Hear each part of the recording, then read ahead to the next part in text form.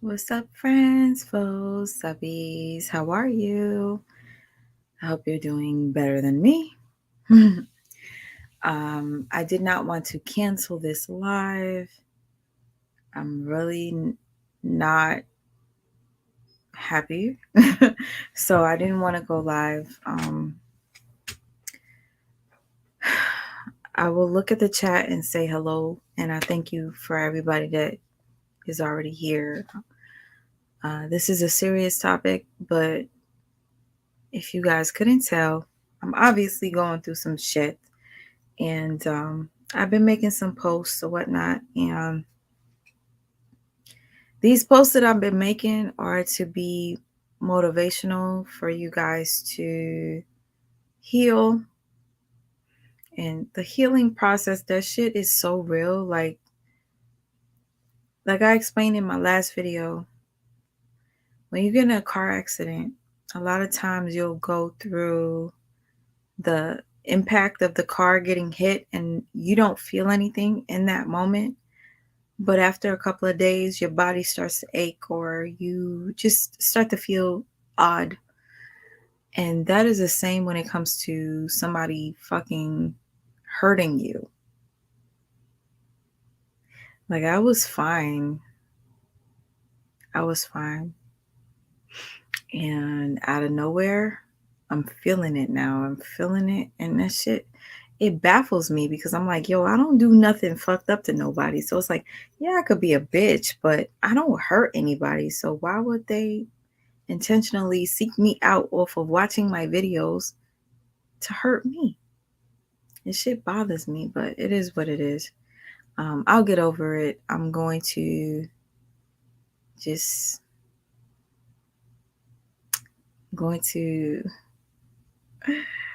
I'm letting you guys see me naturally. I'm letting you guys see me while I'm going through whatever the fuck I'm going through.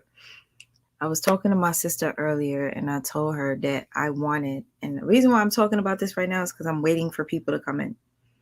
Hey everybody. Um, I'm going to be holding something. I'm going to pick the date, but I want you guys to be involved. I want you guys to be a part of it because we need to heal. I know there's a lot of people that watch me that are good, they're married, they're happy, whatever. This ain't for you. For the people that are going through heartache, betrayal, dealing with narcissists, trying to get over somebody that you just can't get over, I'm going to be holding a funeral. I know this shit sounds dark and eerie, but it's not. And again, like I said, we're gonna get into the topic shortly, but I just want to let you guys know what you need to do if you want to be part of it. You don't have to be on camera. Just that day is gonna be that day. I'm gonna hold a funeral. Let's say that you're still attached to an ex that has hurt you beyond hurt. Okay? It's an ex that is just toxic that you just need to let go of. What I want you to do is I need you to gather everything up, whether it's letters, pictures. You could cut them out of the picture and keep yourself. Cause I don't agree with burning photos with me in the picture. I cut myself out and then burn the rest of the shit. But if you have to do that, go ahead, cut the photos up. You have letters from somebody that you are attached to that you know is toxic and you know that person is not good for you. I want you to gather all those letters. I want you to gather the photos. You might have some like keepsakes, some little things that they gave you, some clothing, whatever. We're going to gather all of that and we're going to bury that shit. If it's not burying it, we're going to burn it. We're going to put it in a trash bag. We're going to throw the shit out.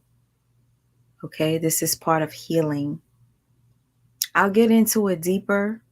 Hey, Pepper. Oh my God. Hey, sis. I'm so happy to see you. Anyway, like I was saying, I'm a little bit out of it right now because I just want to go to sleep. I got a lot on my mind and I got a lot to heal from. But because this is Domestic Violence Awareness Month and the month is about to be over, I figured let's talk about this. It's a very important topic. I noticed that there was another YouTuber that randomly came out of nowhere and shared a story of her being abused.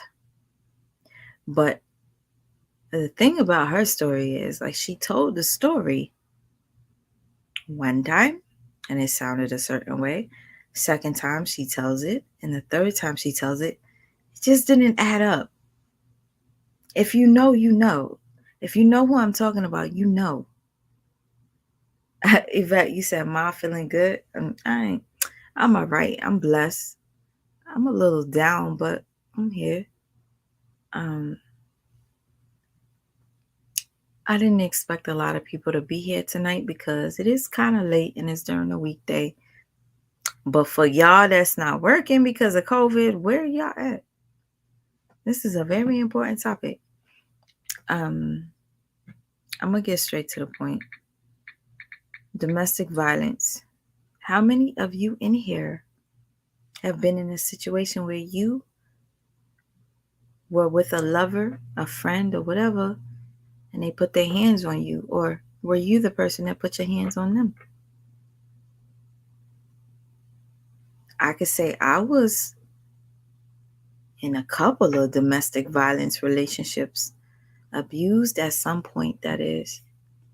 Hey, Nikki. Yo, where are you, Leah? Where's Leah?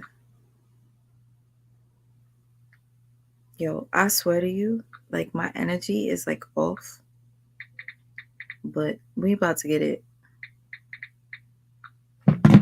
Anyway, hey, Cups. What's up, Cups? Capase? It's Sakpase. Sakpase, never. I don't date men. You don't date men? Goodness rated? Is that so? Anyways, I don't think I want to date anybody because I done thought I was dealing with men and they wasn't shit. And I deal women, honestly, for me, have been worse than men. But I'm just saying, that's just my personal experience. Worse. Because I had women narcissists, so that's a difference.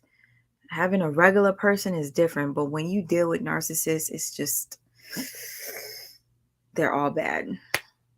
It is what it is.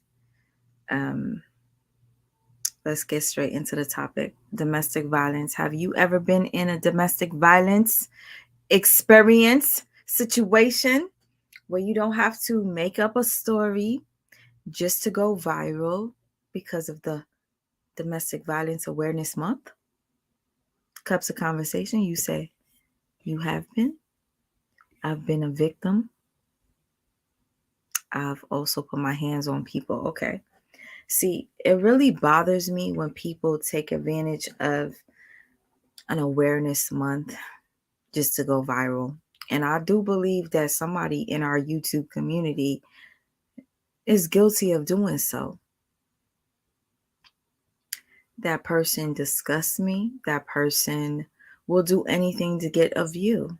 That's why I decided to come on and do this live to speak on this topic. Why do you attract so many of them? Because I attract a lot of them. Wait, they are, but they... Hold on. They are, but never dealt with physical violence with women. Okay. Oh, so uniquely, you've been a victim too? Joe says, why do you think you attract so many of them? Because I attract a lot of them too. I hate it. I am a victim of domestic violence. Honestly, I don't know why I attract them because I don't mistreat anyone. Yes, I can be a little bitch sometimes. You get in arguments with the person you're dealing with, your lover, whatever. You can curse them out. You can whatever, but that doesn't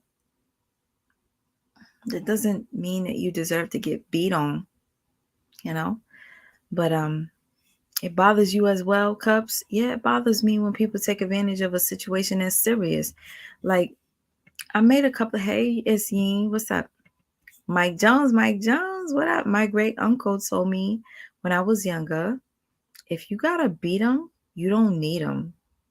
I never been in a toxic relationship. I'm gonna tell you, you just reminded me. I told you guys that I had went on a dinner date. It was a contest to have dinner with Ghostface Killer from the Wu-Tang Clan. And the video is on my channel with me and my ex. And in that video, Ghostface was to receive a question from each couple. I swear to you, it just came out naturally. And I asked him the dumbest question. Do you beat your women? And I know it embarrassed my partner at the time because he was like, fuck are you? Okay. So I asked Ghostface Killer that and he said, nah. But if you feel like you gotta beat your woman, you need to just walk away or you need to leave her. So he asked my partner, did you ever do that to her? And my partner was like, yeah, I had to do it a couple of times.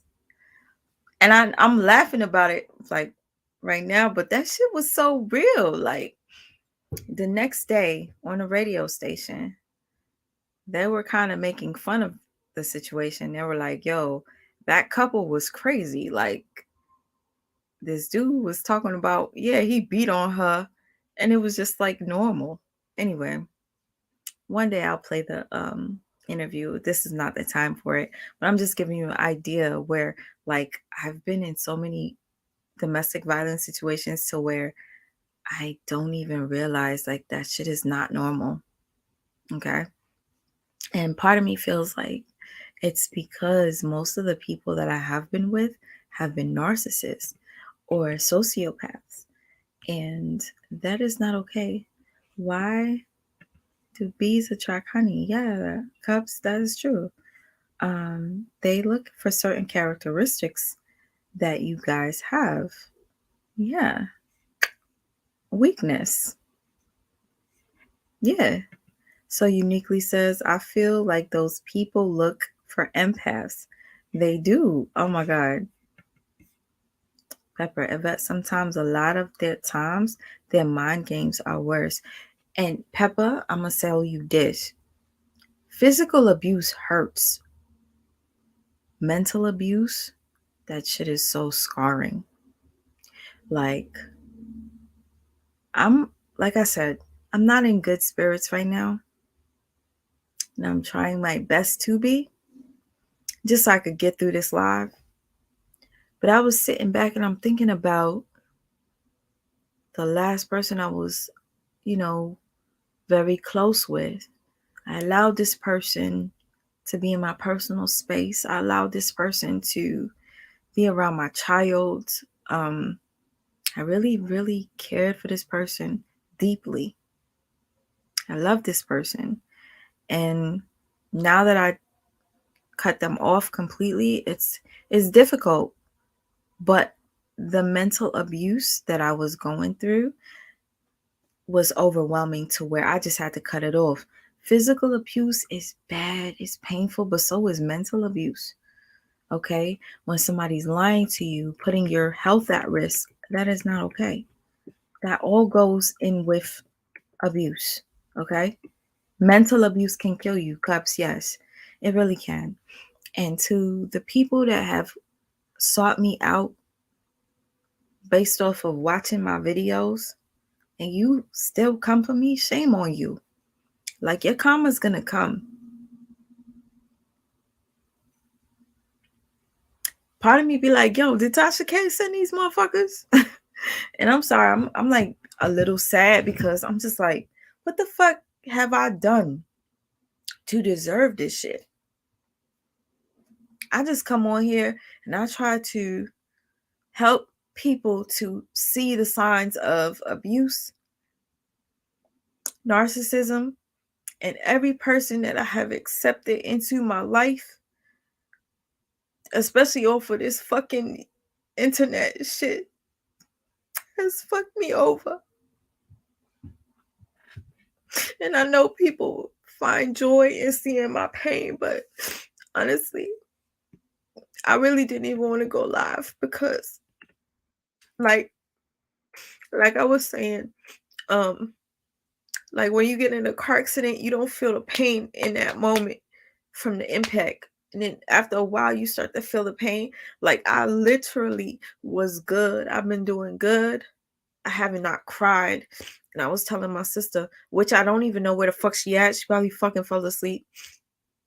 That I'm like, yo, why am I starting to feel now? Like this shit is starting to hurt me.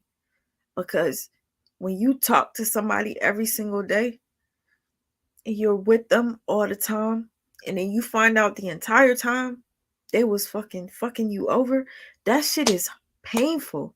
It's mental abuse, physical abuse, that shit all goes in the same, because mental abuse could fuck you up so much so that, and I'm not saying that's what I was going to do, but that shit could drive somebody to want to kill themselves, harm themselves, whatever. Like honestly, I did not expect for me to feel this way, but I couldn't. I had to let it out. And Cups of Conversation, thank you for saying that. Crying is like taking your soul to the laundromat. Yeah. And to the person that hurt me, fuck you. And I'm saying it royally, fuck you, because you came into my life, my son's life. You did all this shit that made you seem to be like such a perfect individual. Like I would have never thought in my life that you could be such an evil being.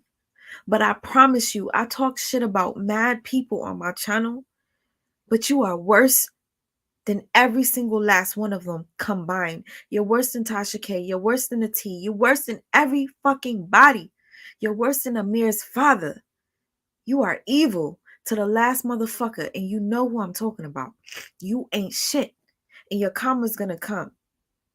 You fucked with the wrong one. You literally was watching my story, and you came to me telling me you felt bad about me going through all this pain and all these people fucking me over, and that's why you came into my life, because you wanted to help me, and you fucked me over. That sometimes is worse than physical abuse. But at the end of the day, like I said, you lost a good one, because I was willing to be your friend even after you fucked me over, even after you did all the fuck shit you did to me, the mental abuse, the gaslighting. I still was willing to keep you as a friend. We didn't have to do anything together. We didn't have to be together. I was willing to still just be there because I didn't want to lose you as a person, because I thought you were a good human being, a decent human being. But in actuality, everybody that has ever put their hands on me, I had an ex that almost killed me. I think you're worse than that. But let's get into it. Physical abuse. Serious topic. I've been in a couple of situations, and where the fuck is my sister? Seriously, because she's supposed to be part of this. And I told her I didn't eat. I said, you know what? I'm going to do this live. I'm not really happy right now, but I'm going to do it. I really appreciate y'all for being here. Whatever. I'm not even going to look at the comments. Where are you? Right here. How come I don't see you? Oh no, I fell asleep. You did fall asleep. I fucking know. Mm-hmm. Later. Why you cussing me out? Because I'm mad. Because you already know how I was feeling. Okay, but I'm sorry. All right, yeah. I said, fuck that bitch. Fuck you, bitch, for hurting me. All right, later. Love you. What? Fuck you to the motherfucker that hurt me. You know who you are, bitch. Anyways, hey, Joe. You said, sweet ma, make a statement saying that person is the last narc you will ever be with. Words are power. Joe's Desire. The last person that I was with will be the last narcissist that I will ever be with. This will be the last person that will ever hurt me. You didn't hurt me physically, you hurt me emotionally to the point where that shit is physically hurting. But I will never allow anybody else to come and infiltrate into my life while I'm trying to heal and trying to teach other people of the signs. I'm not going to allow that. I'm just being open with you and letting you guys know that yes, I do warn you of signs, but I still fall for the bullshit because I do seek solace in others. I do seek comfort in others. I do seek love.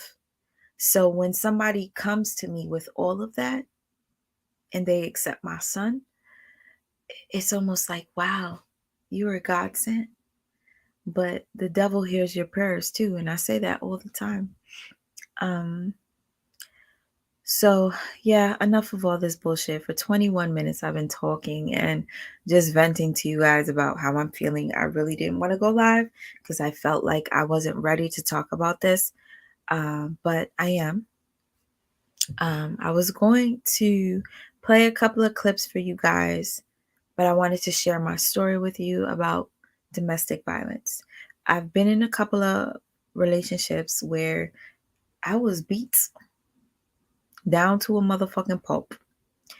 And the most recent DV experience could have cost me my life. And that person knows exactly what they did to me. And that shit was probably the most devastating experience I've ever experienced because, like, when I'm thinking about it right now, I'm feeling like I was feeling in that moment. But a lot of you don't really know that I've made videos for several years. And I have made a video, I don't know how many years ago it was, but it was about being physically abused. Now, here's the thing. I came across a girl on YouTube that is so thirsty for attention that she came up with a story that she was recently beat up by somebody that she was dealing with.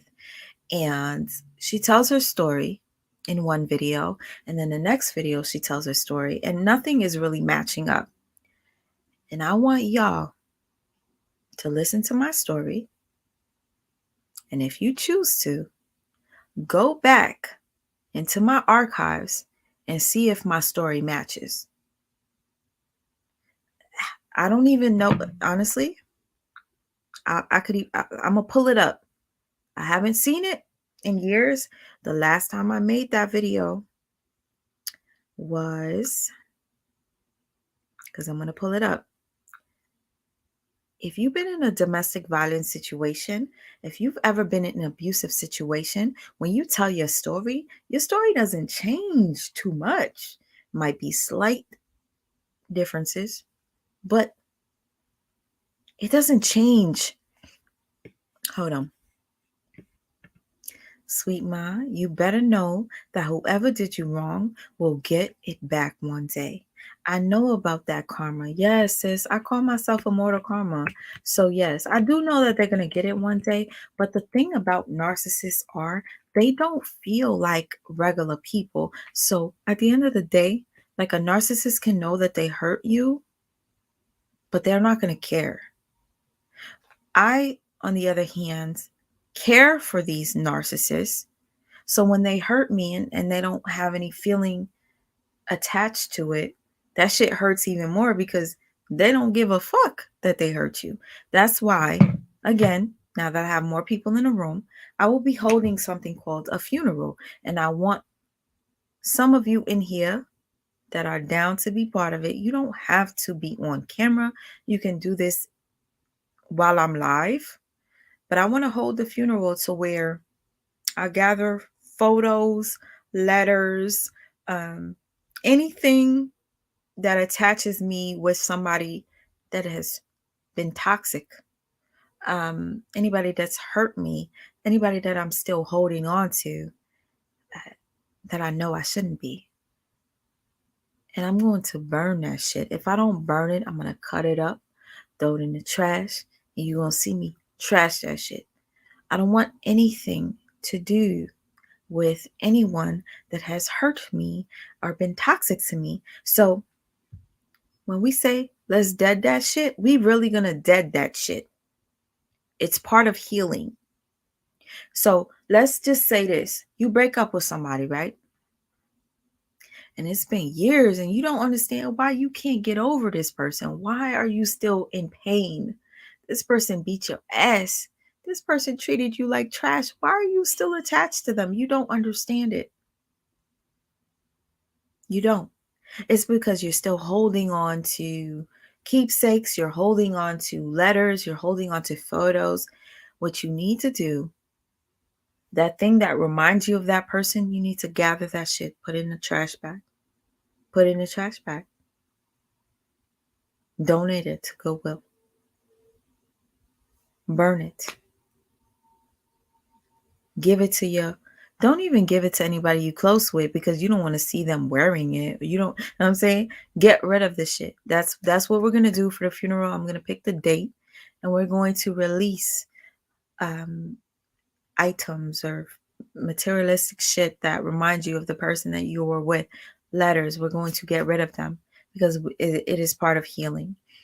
um I did a video about getting my ass whooped, and I'm going to tell you when because it was a while ago. And if you want to go back and check my story on your own, feel fucking free to, because my story will never change. That's the difference between me and somebody by the name of, let me not even give her that. You know, somebody that likes to tell tales. If y'all want to say her name in the chat, you feel free to. But I'm not going to say her name. She's a fucking clout chaser. She's a weirdo. Let it burn, sis. Let it burn. Let it burn. Okay, what I'm doing is I'm literally just trying to pull up the video. Life lesson, abusive relationship. Okay, y'all. This video is called, and if y'all want to go back and make sure that my story is the same, the story that I'm about to tell you, then we're gonna get into this video. I want to get and play a couple of clips for you guys for some other stuff, but I want to tell you my story real quick. If you don't believe me,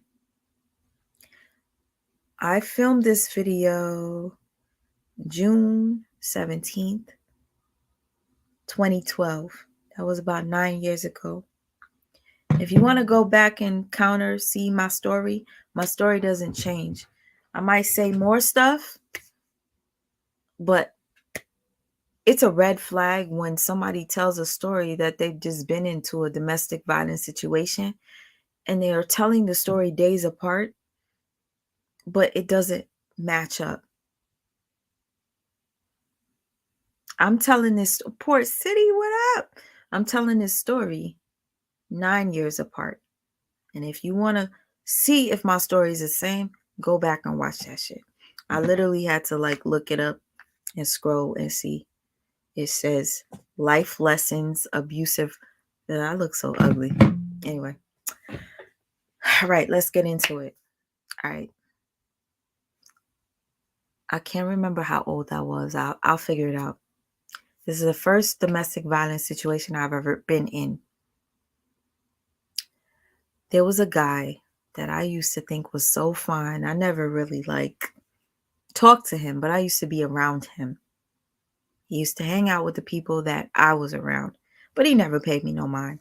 One day, my mother asked me to go buy some peanut butter. And instead of driving, I walked to go get this peanut butter. And on my walk, I get the peanut butter and I'm walking and this guy approaches me and asks me, what's my name? And I'm like, you don't know my name? I'm always around you. I was literally around you a couple of days ago. We were in the same house. You don't know me? He was like, nah, what's your name? Whatever. No, I don't know you. So I told him, hi, my name's Diane. And he walked me home. We were talking. I was probably 25. Or I don't know. Anyway, I'm 38 now. So he's walking me home and we're talking, and he was just such a gentleman in my eyes. And from that day, I was inseparable with this dude. Okay. So I was always with him. We would go out and he's holding my hands and he would introduce me to everybody, and people were like, yo, damn, like, yo, this girl really got you all fucked up. You proud to hold her hand in public, and you like, I felt like a queen because everyone was in shock that he was so proud to be around me. He took me around his family. I felt like this is the one. This is who I'm supposed to be with. And he was gorgeous to me. He looked just like Method Man. This motherfucker was fine in my eyes.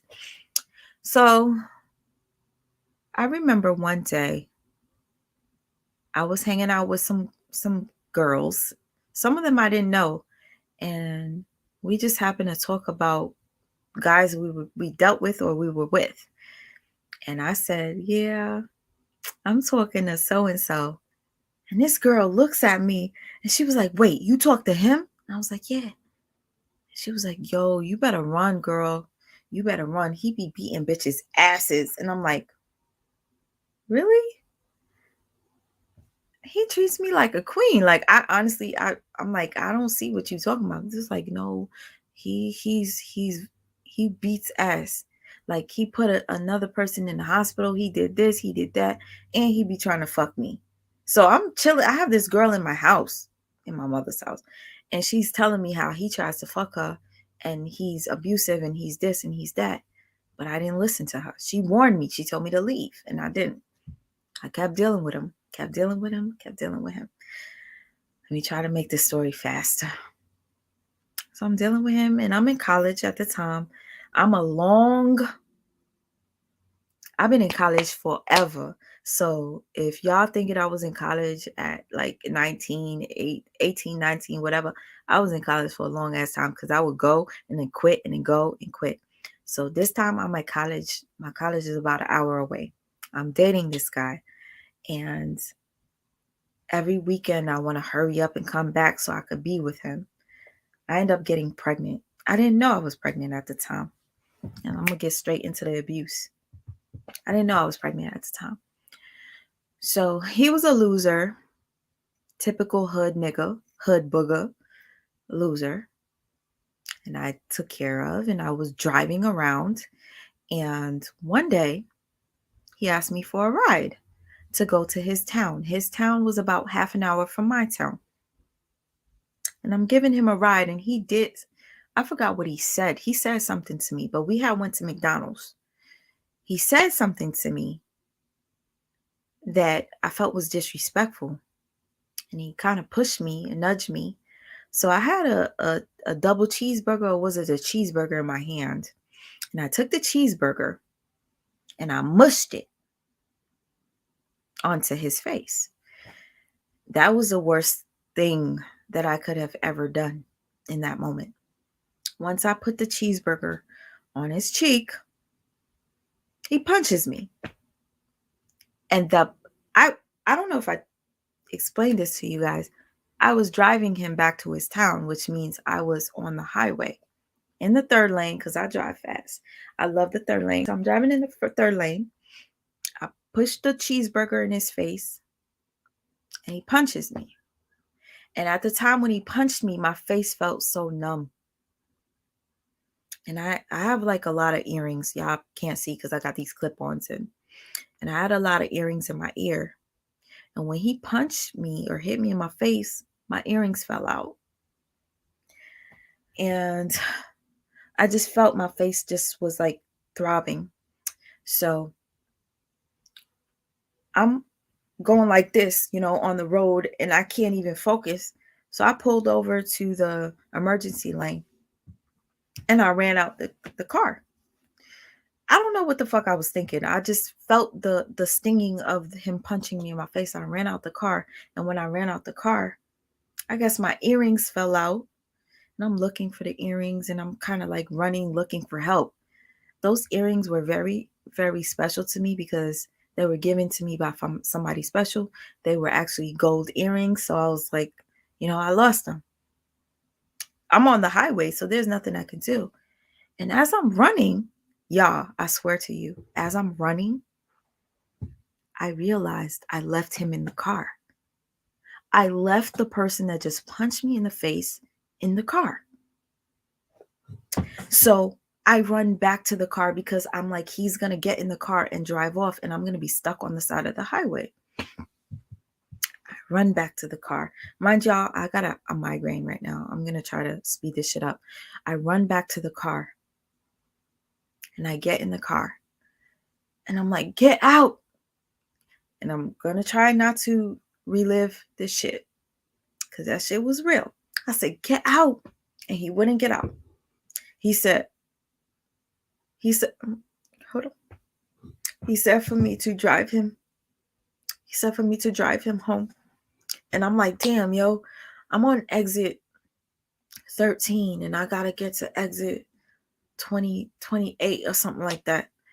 I don't want to drive him. He just fucking punched me in my face and that shit hurt. So at this point, I'm like, just drive him and drop him off. So I drive him. Woo. Sorry. You know what's crazy is when you relive fucking shit that when you relive shit like this, yo, I feel like I gotta drop the link just so I can have like somebody with me on here, because this shit is really hard. I'm not even gonna lie to you. I haven't told this story in a very long time.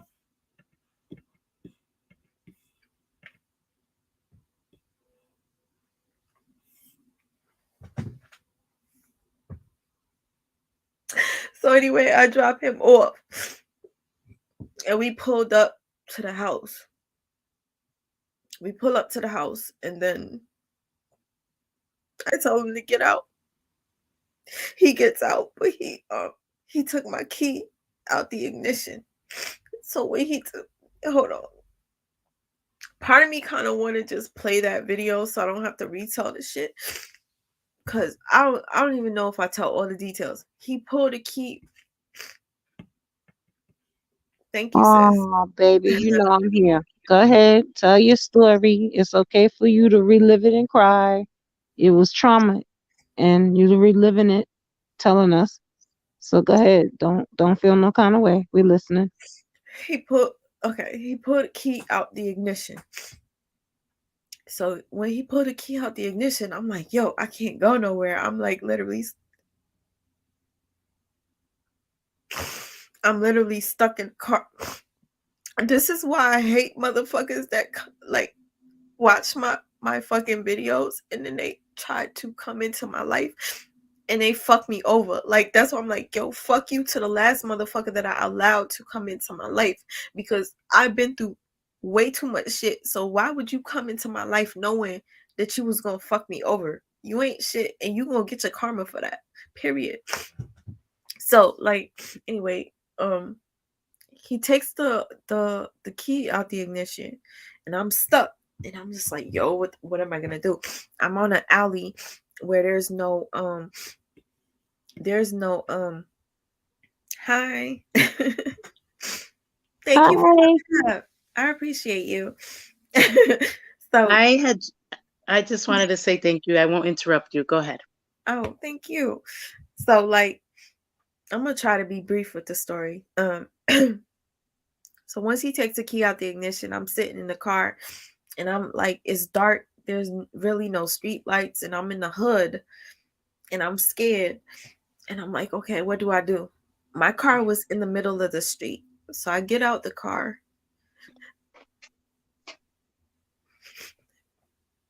I got on here to hold space for you, sis. I work with Reiki, and I just want to hold space while you're able to tell this truth. So that's why I got on.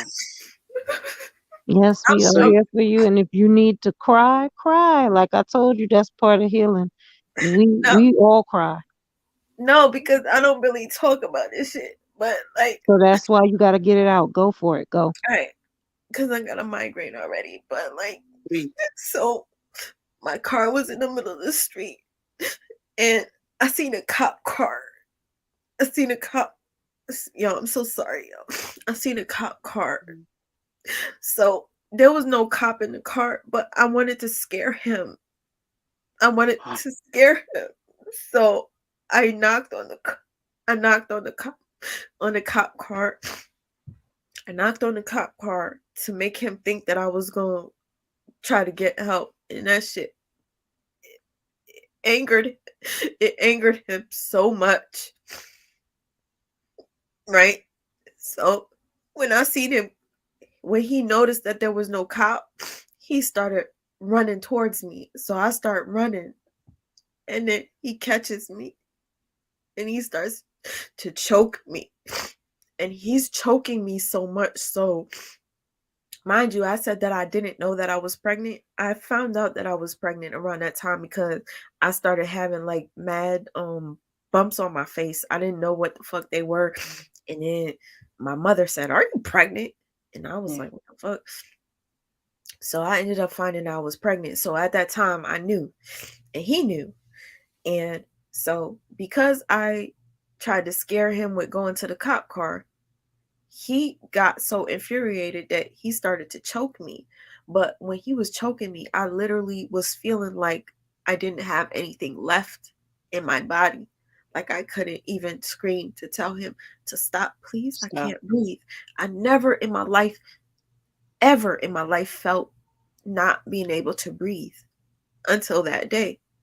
And I could remember like being on the gate, and he's just like pushing me against the gate. So I don't know what made him let go of me, but he let go of me. And when he let go of me, I ran. And I ran so fast. I never ran that fast in my life. I didn't even know I had the ability to run that fast. And I ran, mind you. The town that I was in is known to be a very dangerous town. If anybody knows, the town I was in was dangerous, but I didn't care. I was running. So I ran and I ran and I ran until I got to a main street, and I remember there was a Walgreens there, but it was closed, and there was a diner, and I sat on a not the stoop, but with the sidewalk, and like where there was cars parked or whatever, but I sat on the sidewalk or whatever. And I was crying, I was crying, I was crying, and a white guy comes up to me, like out of nowhere. And he asked me, "Are you okay?" And I'm like, "No." So he was like, "I'm so sorry." Yo, About nothing. You honestly, don't have to be sorry about nothing. I thought I was just gonna tell this story and not feel no way, but like I'm honestly, How can you not feel no way? You just told us you were choked within an inch of your life. Are you kidding? Cry. Tell us the story. I didn't even tell you that he knew that I was pregnant because I had already told him. I didn't even tell you when he had, and if you watch my older video, I probably do mention this. He punched me in my stomach so many times, but I kept hearing like an echo. He would punch.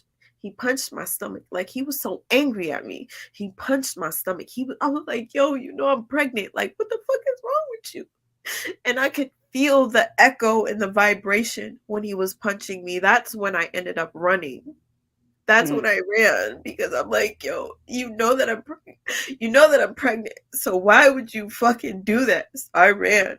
And that is when the white guy came, and he picks me up off of the floor and tells me, "Let's go to the diner." And then we go to the diner, and he told me to tell him what happened, and I told him. So this white guy got me some hot chocolate. He got me some hot chocolate, and I still remember him sitting across from me, and he was giving me tips on how to fight back. And he told me, "Oh, do this, use your fingers, poke them in the eye, do this." He's trying to show me all these tips. And this poor little white guy, yo, I swear, he stayed with me for about 2 hours in the diner. 2 hours. It was like one or two in the morning. I'm sorry. It was like I'm sorry. I'm Sound sorry that happened it to you. was like yeah. 1 or 2 in the That's morning, what my and lady this said. guy, like, don't even know me from a can of motherfucking paint, stayed with me at the diner for 2 hours, just comforting me, and I told him, "My car is in the middle of the street. It's in the middle of the street. I don't even know if it's gonna still be there when we go back because they might tow it." So Right. he said to me he's gonna walk me back to my car, and then he started walking me closer to the area, and I told him, "Please, I don't want Yeah. you to I don't want anything to happen to you because I know him. I know what he's capable of doing. So please just leave." I told him to please leave, and he left. I'm sorry, y'all, because this shit is really real. Like, people don't understand domestic violence. Like, I was warned. You know how many chicks came up to me and was like, he beat his baby mother. He put this person in a coma. He's done this, he's done that.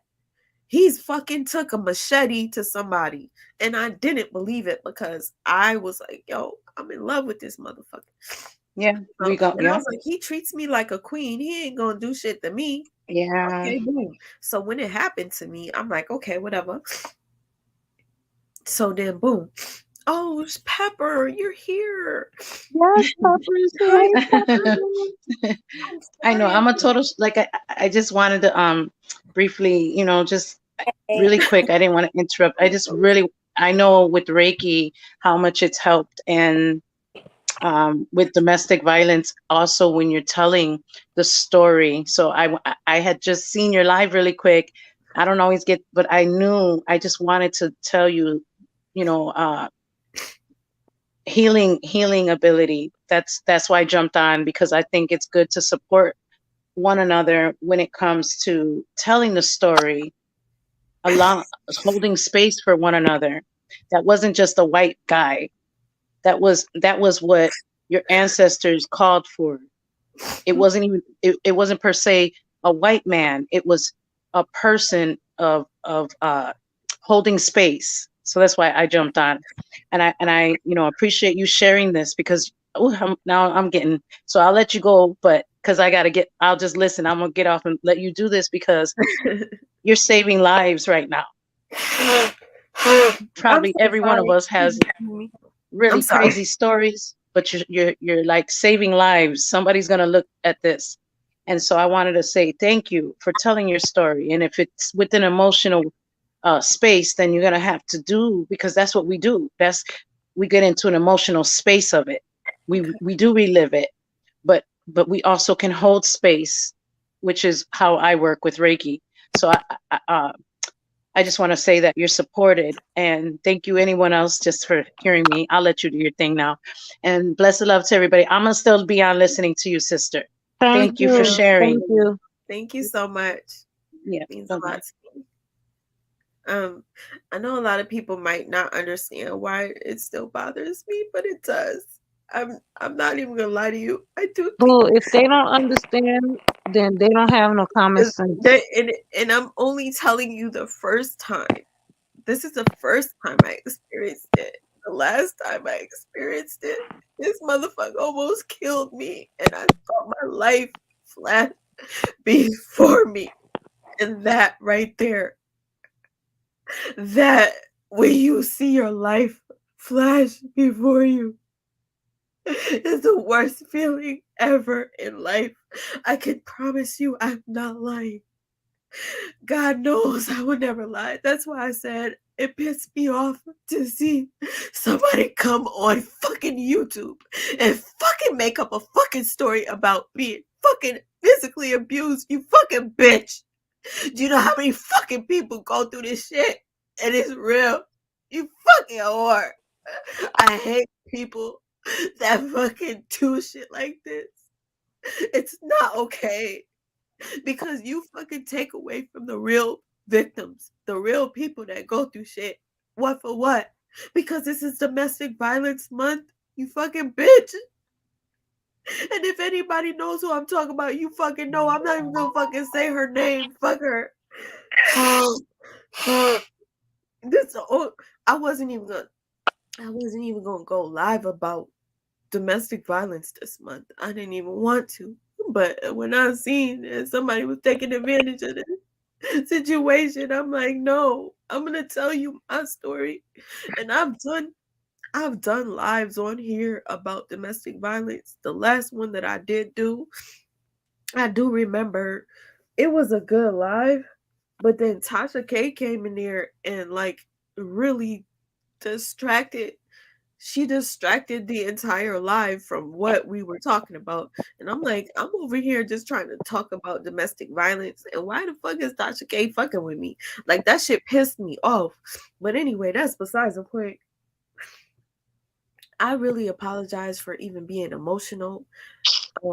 I have a terrible migraine, and I thank God my aunt is watching a mirror for me right now because I would not be able to do this. I told her that I had I needed her to watch him so that I could get some rest. I have not been sleeping. Tomorrow morning, I'm gonna go for a walk at 8:30 in the morning. So if y'all want to be there, I'm gonna be walking at 8:30 in the morning. Okay, I'll finish the story. I'm feeling a little better, I think. And Daphne, hey. Daphne Uh, Boo.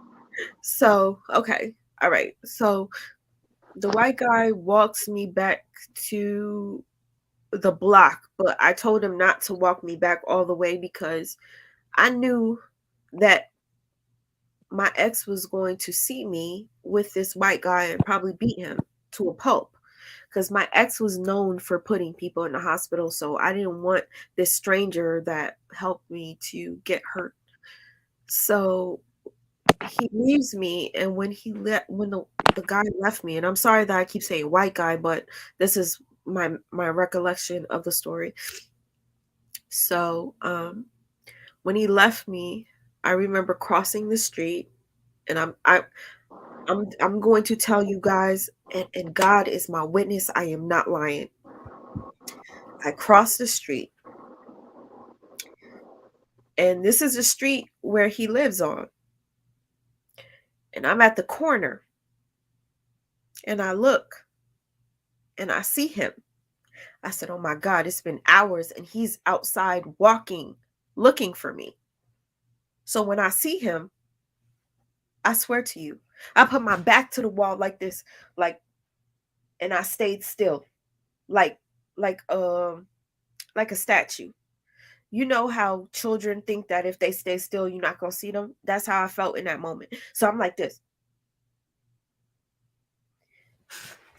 And he walks across the street.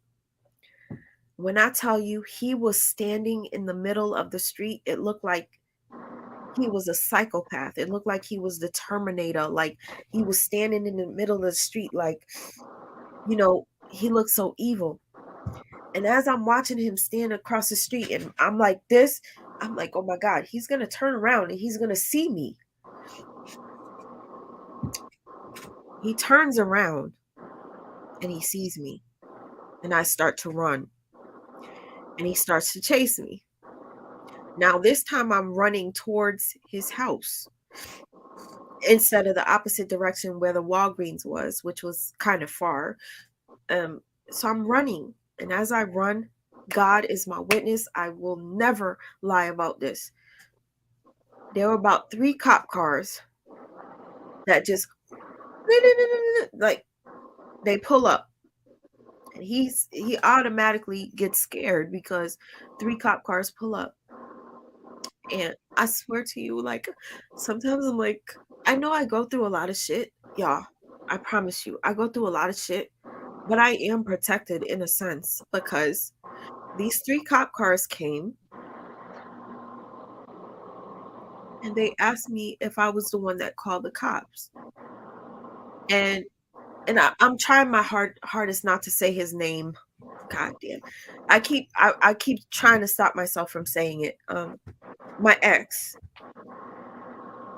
he looked at me like, you called the fucking cops. And so when the cops were asking me, did I call? And I'm like, no, I'm okay. And they could see that I'm scared. They could see that there's something wrong. Oh no, I'm okay. And so there was a woman cop, and she kept telling me, if there's something wrong, you need to say it now. Because if something happens to you, it's going to turn around on you. You're the one that's going to end up paying for it. So I'm like literally contemplating telling her, yes, I need help.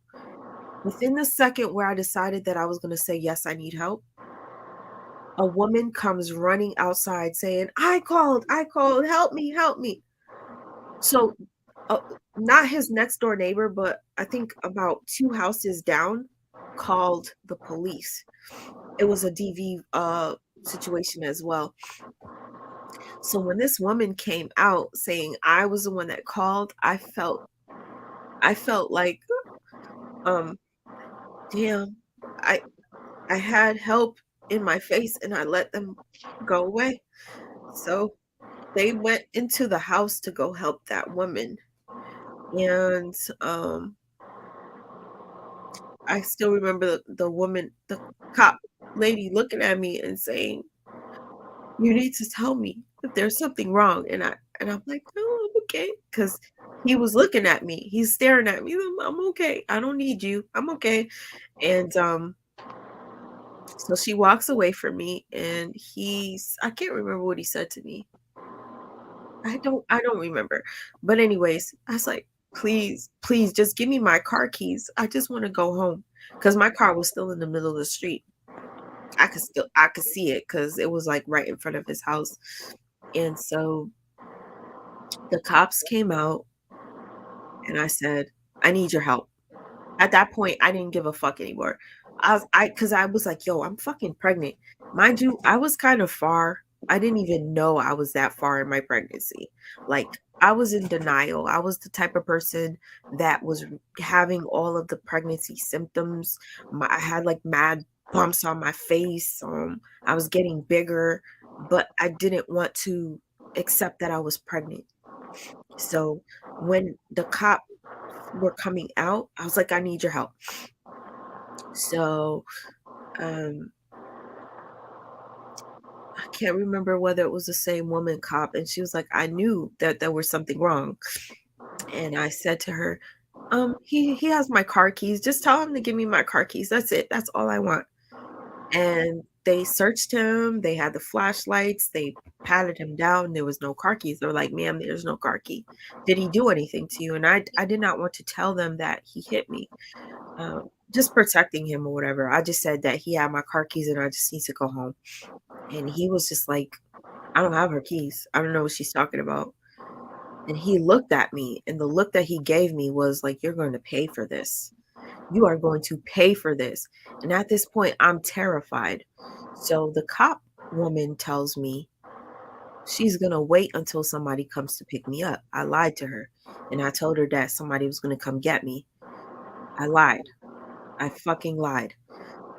So what I did was she sat in the cop car with her partner and I sat in my car and she waited for somebody to come get me, but nobody was coming to get me. So what happened was they ended up taking me, and his mother comes to get me at the police station, and I went with her, knowing that I was going to go back to the house. I don't know what I was thinking in that moment.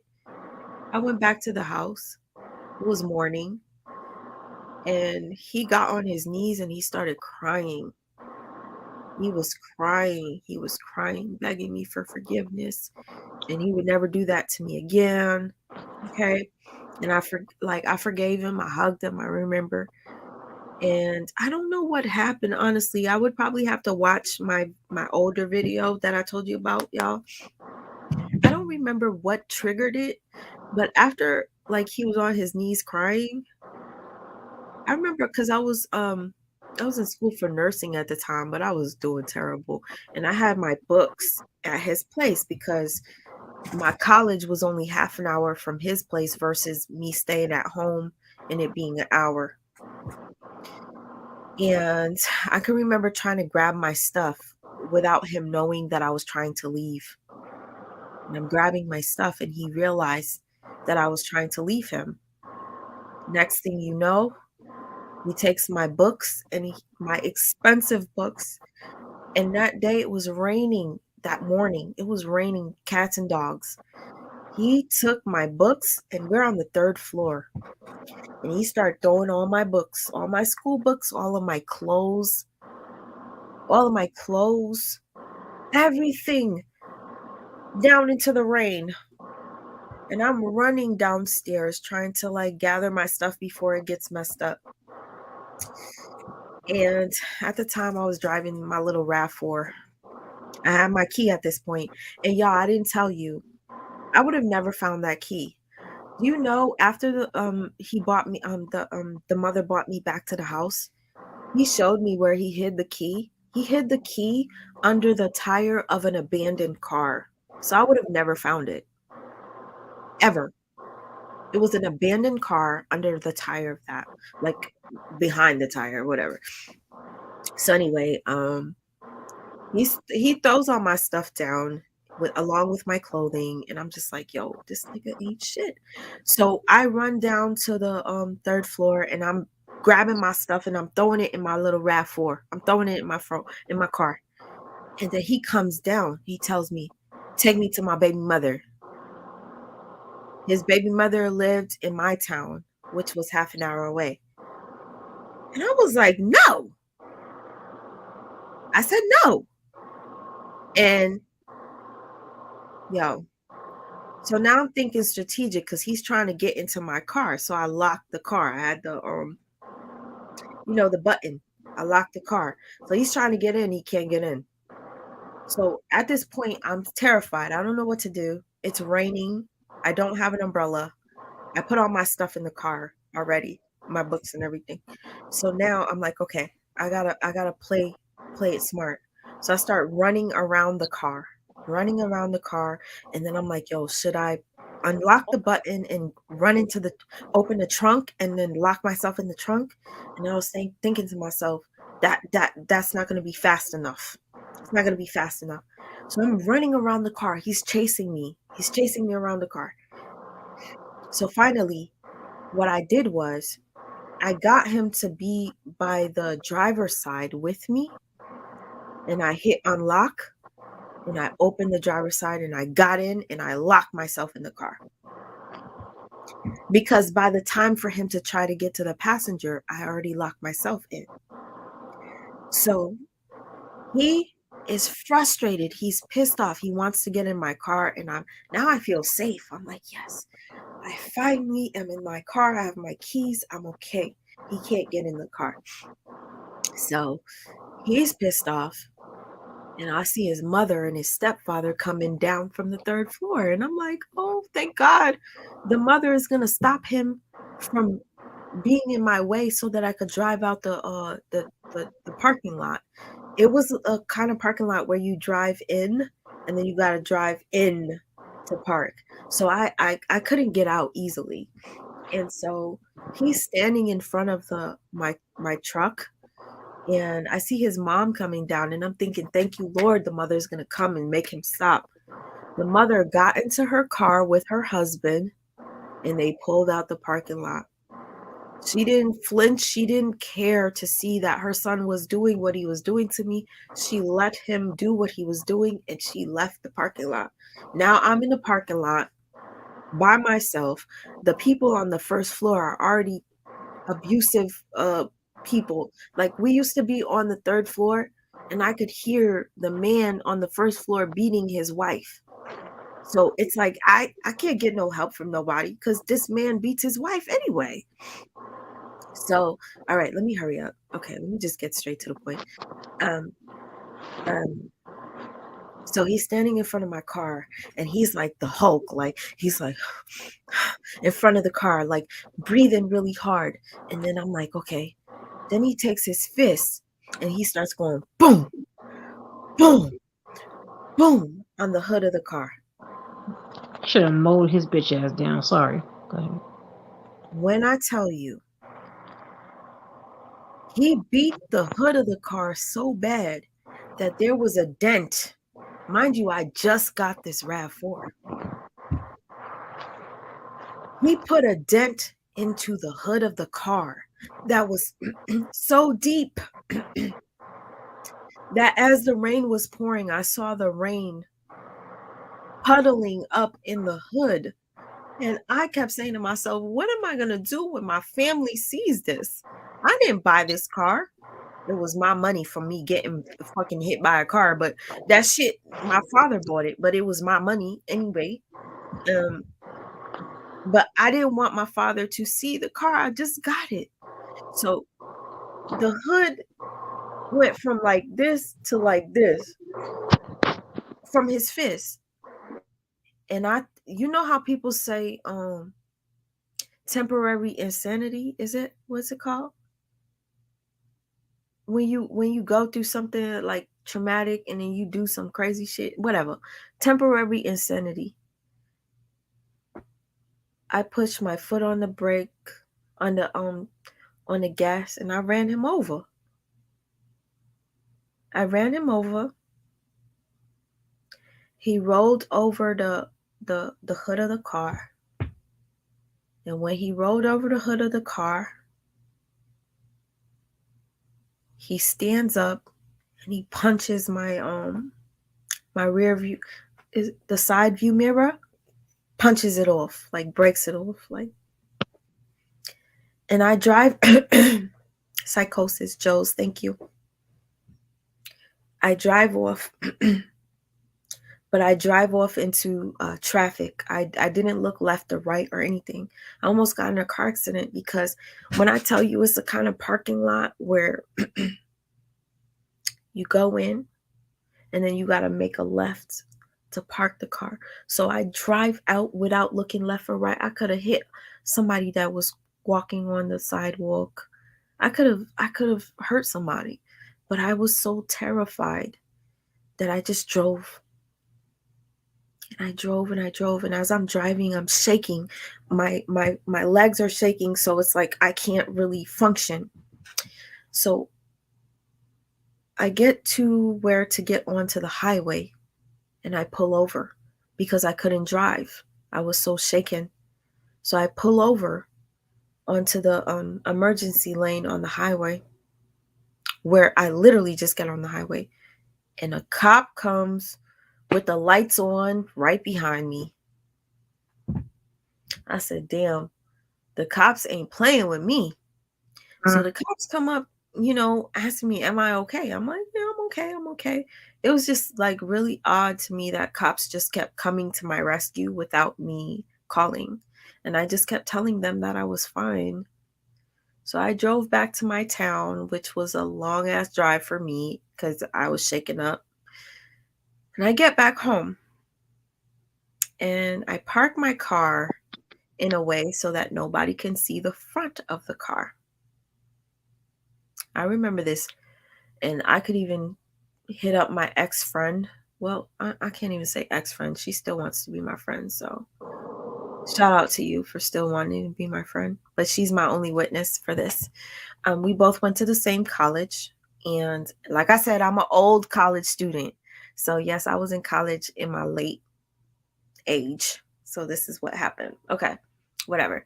So she needed a ride, and I went to pick her up. No, I think she took a cab to my house, and she had her suitcase because we spent the week there. We stayed in the same apartment together, and so we're about to leave, and I showed her the damage to my car. And on our way, my ex ended up getting a ride or catching the train to my town. I didn't know this. As God is my witness, I promise you. As I'm driving, I pass by the liquor store. He's coming out of the liquor store. My friend said to me, yo, is that? And I don't want to say his name. Is that? And I look and I see it's him. And I start to panic. I'm at a red light and I'm having anxiety. Oh my God, I'm at a red light. Fuck it. And she was like, go. And I wouldn't go. I just wouldn't go. And I see him approaching my car. He's like walking like this. And he has a bottle of Hennessy in his hand. Oh. He's like, like looking like the Hulk. I swear to you, if I show you what he looks like. So he's walking like this, and then he takes the bottle. Shit, and I said, "Fuck it," and I took the red light. He took the bottle of Hennessy, and he went. The bottle of God. If I'm lying, I promise you all, I am telling you the truth. His aim was so good, he hit the back of my truck. And if you don't believe me, that truck is still outside in the driveway. I don't that shit is old as fuck, but it's still there. All the damage is still there if y'all want to see it. He took that Hennessy bottle and he threw it from far, and that shit hit the back of my truck. And I remember as I was driving and I felt it. I felt the boom. Now I had not only damage in the front of the car, I had the biggest dent in the back of the car. He didn't even give a damn that he wasted money on his alcohol. He didn't care that he just spent all this money on his Hennessy and used it to break the back of my car. So anyway, I ended up driving to the school, and I was devastated. I was like, what am I going to do? I have to stay away from this guy. And I was trying my best to stay away from him. And I'm not going to say like, this has to be God, the universe. While I was away, because I was an hour away, he couldn't just get to me. He doesn't drive. His bum ass didn't drive. I stayed away. And I stayed in the apartment because I didn't want my family to see the fact that I was pregnant, and I didn't want them to see the car. So I never came home. And within that time, he ended up getting arrested. He got arrested for attempted murder of his child's mother. So when he got arrested for attempted murder, that was my free. I'm free. So I remember when he was going to, they have to go to court back and forth and stuff. And I remember that day when they decided what they were going to do to him. I was going to go to the court. And I remember laying on my couch upstairs in the attic, and I'm like pregnant. And I'm like, should I go? He beat my ass, but should I go? And I didn't go.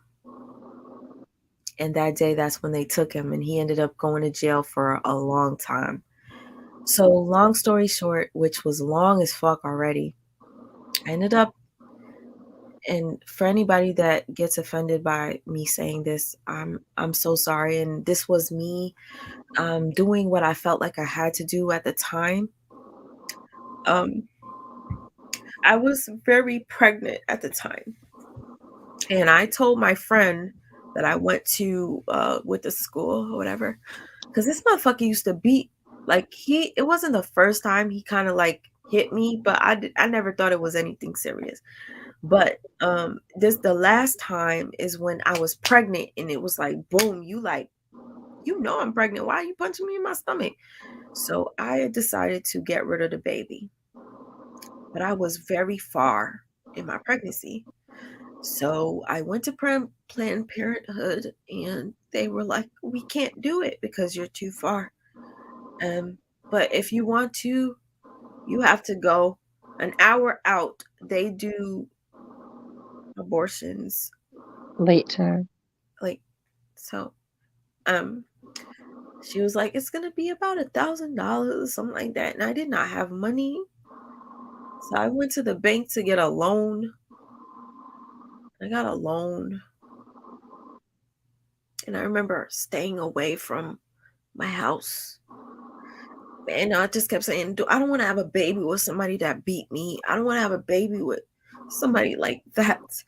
I don't want to have a baby with somebody because the other child's mother, he almost killed her. So I was like, I don't want no connections with him. So he almost killed you. The fuck? Yeah, I didn't want no connections with him. So what happened was I ended up getting the abortion and I almost died getting it. It was that bad. It was that bad. And okay, and if y'all don't believe me, that there's paperwork for it. But I went, let's just say okay, I got a migraine. I went to get the abortion and my friend who she didn't drive or anything.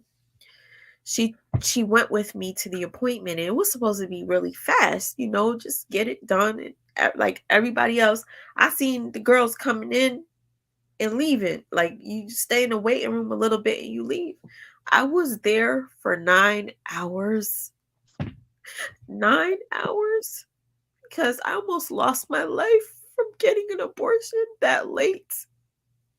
That shit was terrible. The most pain ever, ever. And I was like, okay, whatever. So he's in jail or whatever. And he finds out that I had an abortion. And I felt safe because I'm like, you can't do shit to me. You gonna be in jail for like 10 years. I ain't never gonna see you. So I stayed away from him. But to be honest with you, like after that, I said that I would always be careful if people warned me about somebody, I was going to take heed to it.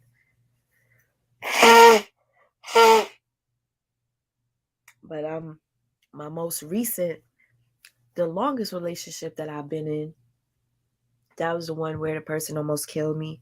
I talked to you guys about that. This was somebody that I love very much.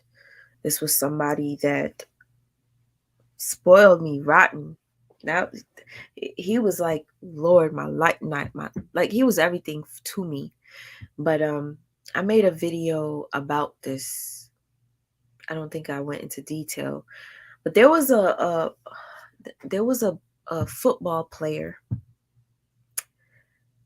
and if any of you, and I'm gonna look at the chat. If any of you, and thank you so much for being here, y'all. Thank you so much for your support, my sisters that are on here with me, just to be here with me. I really appreciate it because I got a migraine. And rest in peace to my child for me even doing an abortion so late, so far. That shit was so far that they didn't even do it at the place that I went to. That shit really bothers me that I did it. But Listen, I hate to say this, and I don't want to interrupt you because, I know how people could feel about that subject, but you might have did the best thing for you, the best thing for your unborn child, because he was a monster, and you would have been still attached to that monster to this day. And I saw him after I had a mirror, mhm. and it was uncomfortable. We were at a funeral together, and he came to talk to me, and I was like flinching. I was a little scared. And it looks like he has mental illness, to be quite honest with you. But um, I'm sorry that I even interrupted you. I just want to let you know how real it was. After I had my son, I literally was face to face with him. That had to be really scary, and you faced his ass down. So you be proud of yourself.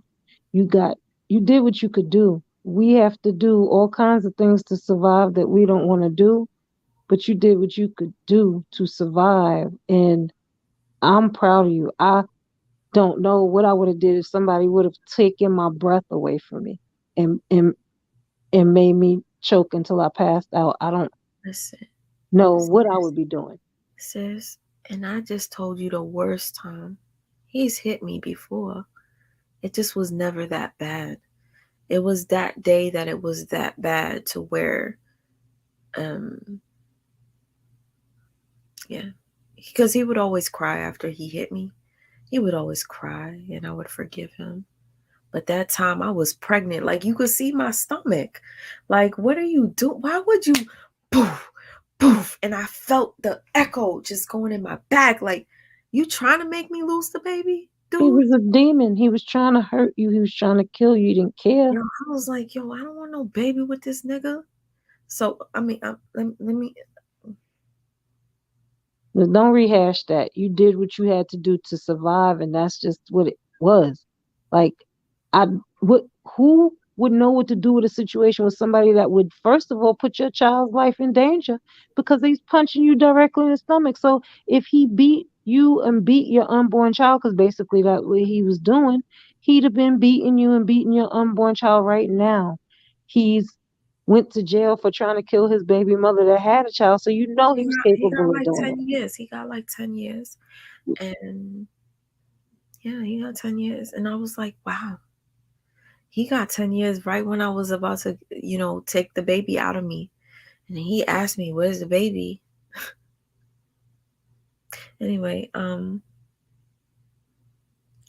I thought, after that situation, I was going to be okay. Like, I'm never going to fuck with anybody that's abusive again. And then I met this guy that I felt like was God's gift to me. The way that I met him was literally perfect, like a movie. And he spoiled me. Like, he gave me things that I would never think that I could ever have. Took me on vacations. I actually started my YouTube channel, and he was, if y'all want to go back to my old videos, y'all see him. He was really special to me. And in my life, I was like, there's no way he would ever harm me. it. Right? Yo, how did it even happen? Okay, so this dude, playboy, okay? You got money, you tall, slim, good looking. You have a career where women are always needing your help. Like he just, why am I smiling? I don't know. I just do this all the time whenever I'm telling stories. So I'm like, okay, whatever. He seemed perfect to me because I was always with him. He lived in the Bronx. Every day I'm in the Bronx. I'm in the Bronx. I'm in the Bronx. After work, I'm staying there. I never come home. I'm always with him. His phone never rings. Everything's perfect, y'all. I swear to you. Tarkino, Nupo. Hi, everybody. Anyway, thank you for being here. Laura. Okay, sorry, y'all, that I'm not reading the chat. I'm just, listen, y'all, I'm telling you, I was so engulfed in this motherfucker. Like, I didn't even care about life, like at home anymore. My mother was pissed off. She didn't never see me no more. Um, I never called anyone. I just was so into him. I stayed with him, and I would drive down to work every morning and go back to New York, and I'm just with him. Phone never rings. He's perfect. Spending buku money on me, taking me on trips. Phone never rings. It's only me. That's what I think. Do y'all know this motherfucker had a whole nother phone that he used to hide in his car so that when it would ring at night when I was with him, I wouldn't know. Mm. So anyway, how did we get into a physical altercation? I'll probably tell y'all, my sisters, Mhm. on the panel what started it, but I'll give you a little hint. There was a celebrity that I used to be friends with.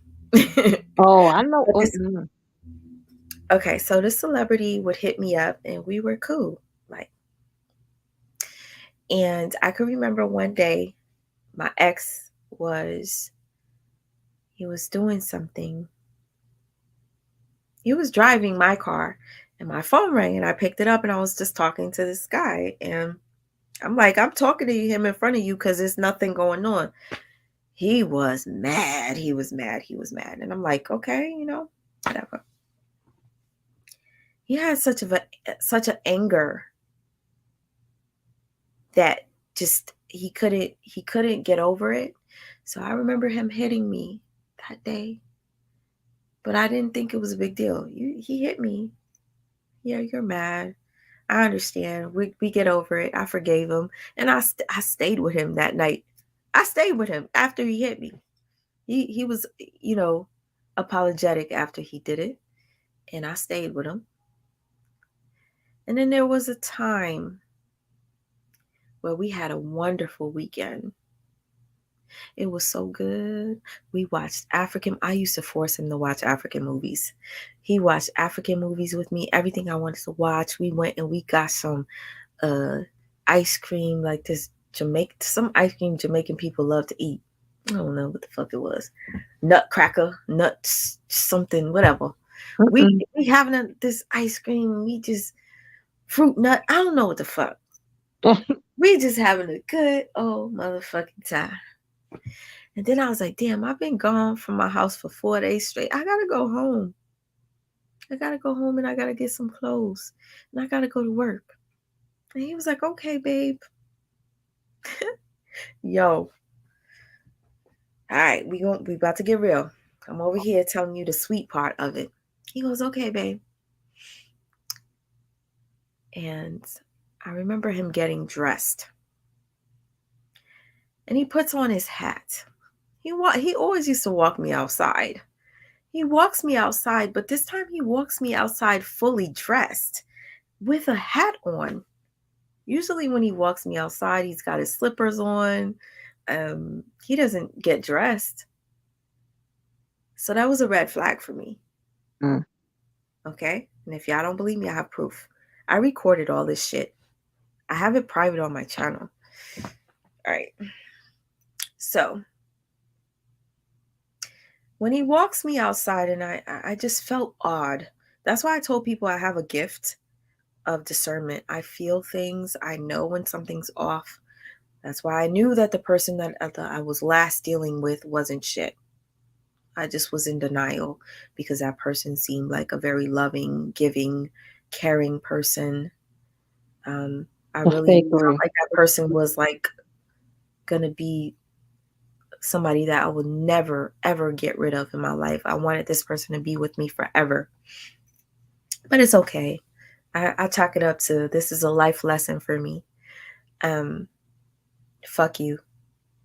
You know who you are. Fuck you. Fuck you. Because you even fucked with my son. Fuck you. Fuck you. Bitch. So anyway, all right. And you know that I've been through mad shit. Why do people fuck with people like me that been through shit, that go through PTSD? When you fuck with people that been through shit, guess what's going to happen to you? Karma's going to hit you 10 times motherfucking fold. You don't come for people like me. Because that just shows what type of person you are.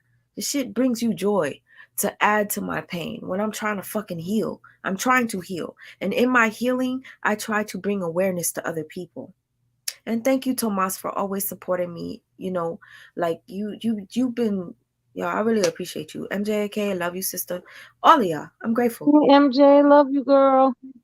And I'm telling you, I got a migraine right now. But let me finish the story because I'm making this live longer than it was supposed to be. I wanted to show you guys a couple of clips of some stuff. But guess what? The person that I saved the clips on, page was deleted off of Instagram. Fuck. It was a video that I felt that y'all needed to see of a domestic violence situation of a woman hurting a man. And I wanted to get y'all opinions on it. And her page. They had a woman beating a man's ass? Yo, she was beating him so bad that I literally felt like, yo, nigga, push her, do something. Nah, I wouldn't have push her away. Yo, she was hurting him. Listen, we gonna talk about it. We gonna talk about men. Let me just finish this part, and then we gonna talk about it. All right. So that night, when I decided I was there for way too long and I needed to go home, he was so sweet and walks me to the car with his hat on, his jacket and everything like that. Intuition tells me something's off. So hold on 1 minute. Mods, I'm on this thing and I can't get somebody get this big Chris the chosen jackass up out of this chat right the fuck now, please. Please. First of all, the people that have abused me never had a reason to. I didn't have a, a bad mouth. What they No, did was fuck you, violate me first. motherfucker. No, what they did was violate me first. And the first dude, he nudged my head while we were having a disagreement in the car. So I took my McDonald's cheeseburger and I smushed it in his face. You nudged me in my head. I smushed a bugger in your face. And that burger being in his face ended up him boxing me in my side of my face, and all three of my earrings fell out, and they were real gold. Those earrings were very, Pepper. very special to me because they came from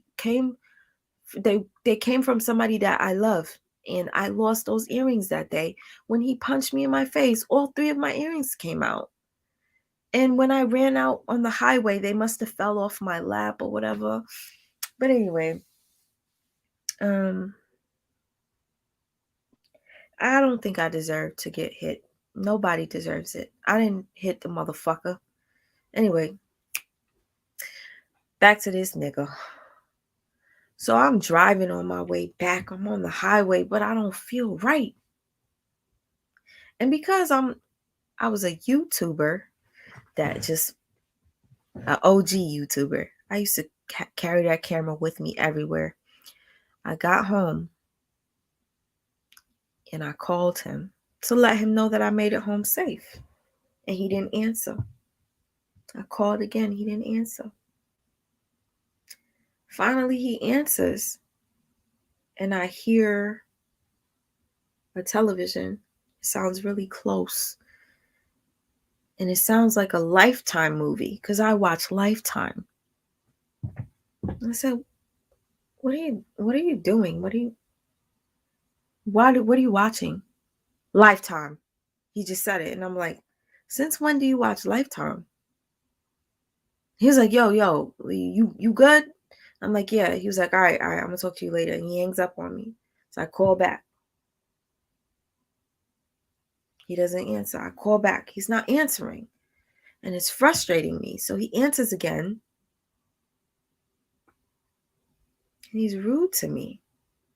I'm like, I was just with you for like 4 days and we had a wonderful time watching African movies and eating nutcracker ice cream, whatever the fuck that shit, fruit nut, I don't know.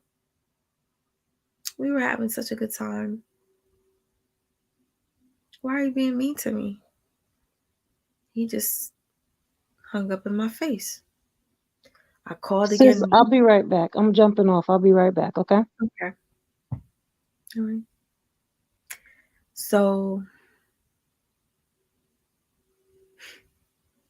I call again. He doesn't answer. And me being me, because he used to do it to me all the time. And that right now makes me think of the knowledge that I have on narcissism, projection. He used to drive from New York to come to my house and he would park like down the block and wait for me to come home.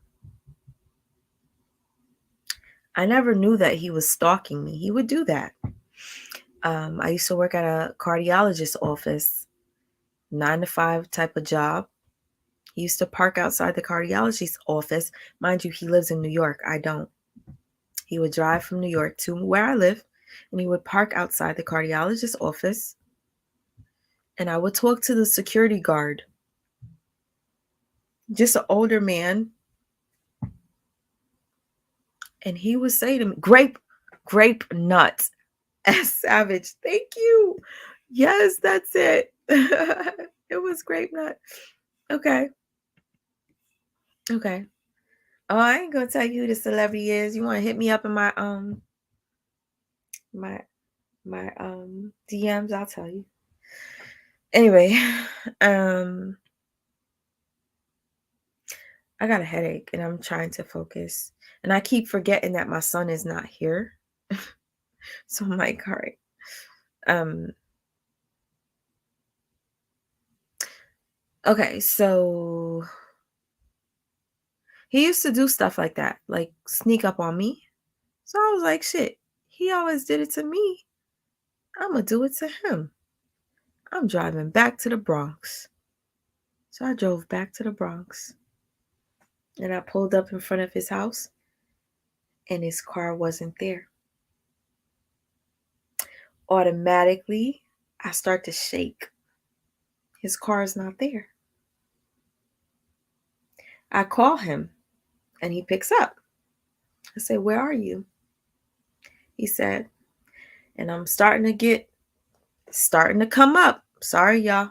This one is the most recent one, and this one is the deepest one for me because I almost lost my life. So I said, where are you? He said, I'm where you last left me. And I said, where are you? I'm where you last left me. He just kept repeating that. He wouldn't say, I'm home. I said, where are you? He didn't. And then he hangs up on, whew, bonjour. I feel like I'm about to have a heart attack, y'all. I swear to y'all. I'm too young to be stressed like this.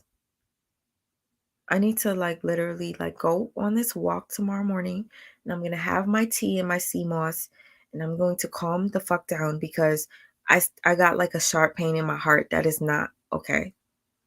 All right, let me get straight to the point. Okay. Yo, this is too long. Why am I talking so long? Please forgive me. Okay, so Peppa, you still on? Peppa, sis, you're not even on here with me. But I thank you for your support. Yes, Tomas, it is trauma. I'm trying to calm myself. I'm all right. I just got a sharp pain in my heart. Okay. So anyway, he hangs up on me and now I'm frustrated. And I sat in his parking lot for about an hour. He never showed up. So in the Bronx, you can get beer at any time. It was like 1 a.m. So I drove to a little gas station and I got myself a Heineken. And I pulled back up in his driveway, but this time I parked. Oh, thank you, Gaina Dacius. Thank you for sharing your story. I am a long time silent subscriber from '09, and I appreciate you bringing awareness to DV, IPV, and PTSD. Thank you so much, Gaina. I really appreciate that. And the fact that you've been subscribed to me since then, it means a lot. Wow. And to my Reiki sister, I want you to talk to me about Reiki. I want you to tell me if this is something that I need to know about. Take deep breaths, SC. Thank you. Again, Gaina, thank you so much for your support. Peppa, I love you. I love you, Pep.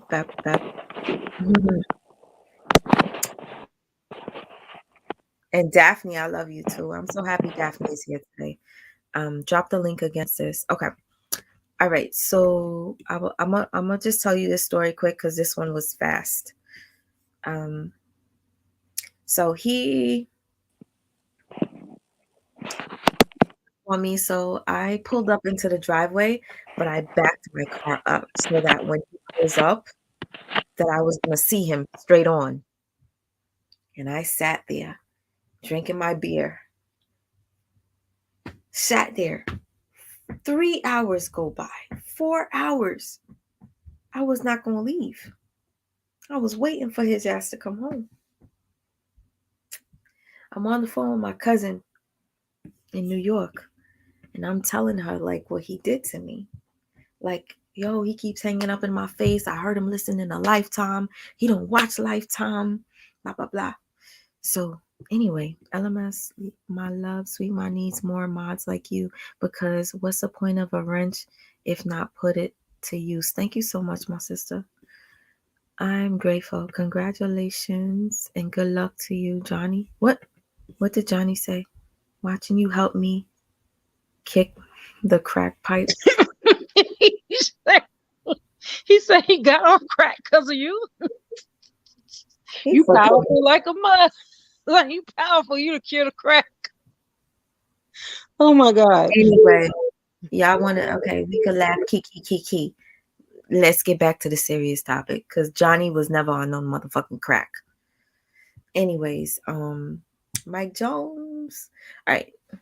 So I sat in my car for about 4 hours. I'm on the phone with my cousin in Long Island, my closest cousin. I'm like, girl, he da da da da da. Da. And then I was like, oh my God, he's here. He's here. He pulled up. I dropped the phone. I told her. I don't even remember if I hung up with her. So I get out the car and I approach his car. Whew. All right. I'm going to be good with this one. I'm going to be good. I'm ready. I approach his car. He drives a nice BMW. Because this one had money. This ex of mine had money. He spoiled the shit out of me. I told you. So I pull up to his car. And, oh, I forgot to tell you. When there was one time when I called him, he said he went to go get something to eat. I said, where'd you go? He said he went to Wendy's to get something to eat. Hey, Ying. Hi, Hey, sister. man. Hi. So, thanks for coming up. Okay, so he said he went to Wendy's.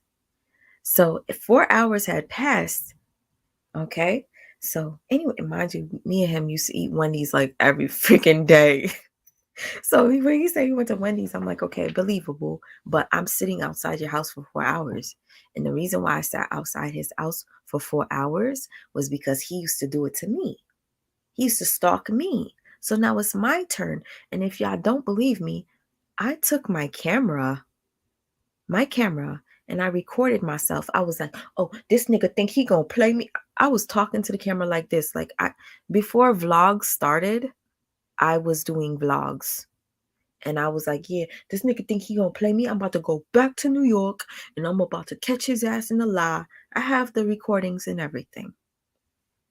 So when I get to his car, his window, he pulls it down a little bit. So where's your food? Where's your food?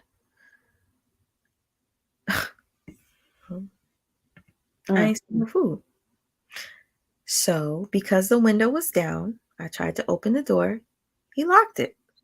So I put my hand inside of his vehicle so that I can unlock the door. And guess what he did? Guess. Guess, somebody. He pulled off, Nope. rolled up the window, and took your hand and locked your hand in it. He rolled up the window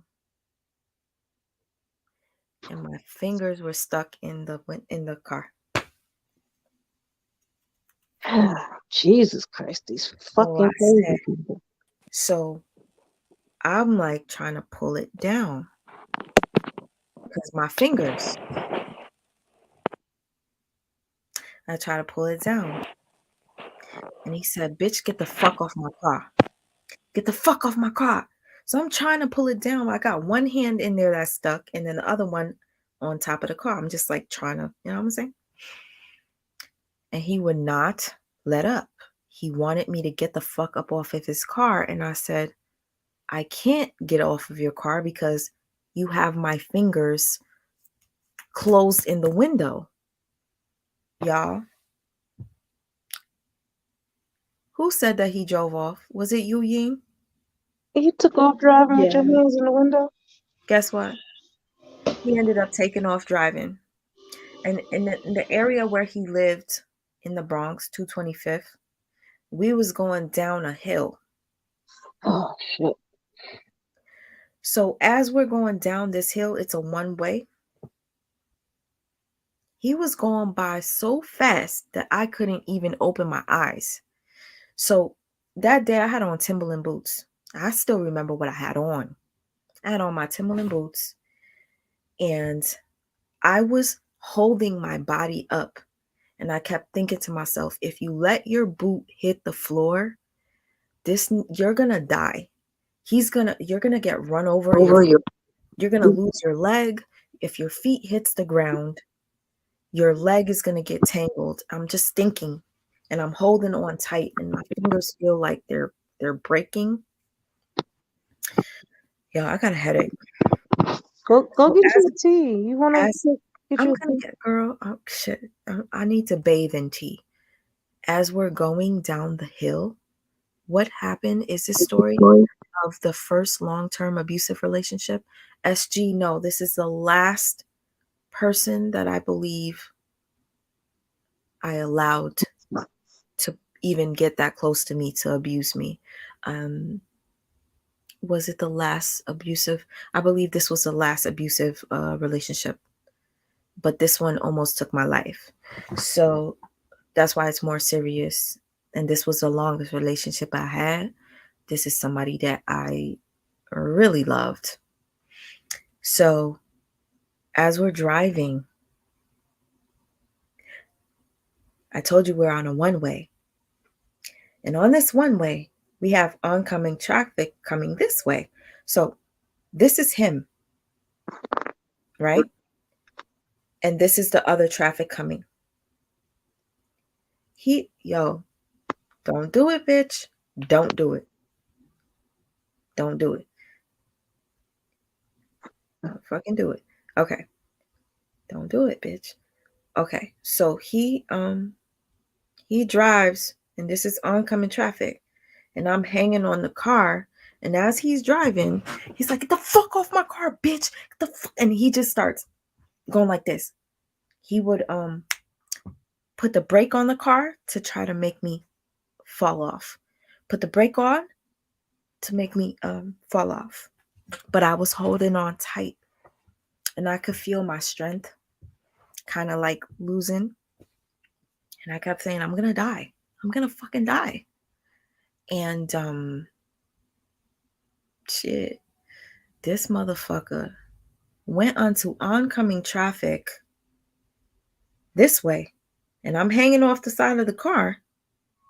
And the car almost went boom and crushed me into his shit. The car went and you hear burr, burr, burr, like it's a terrible freaking almost accident. God save me. So he lets the window down and my fingers hop off and he speeds off. He speeds off to because the person that he almost got in an accident with, he just sped off. He put the window down, speeds off. My fingers are fucked up.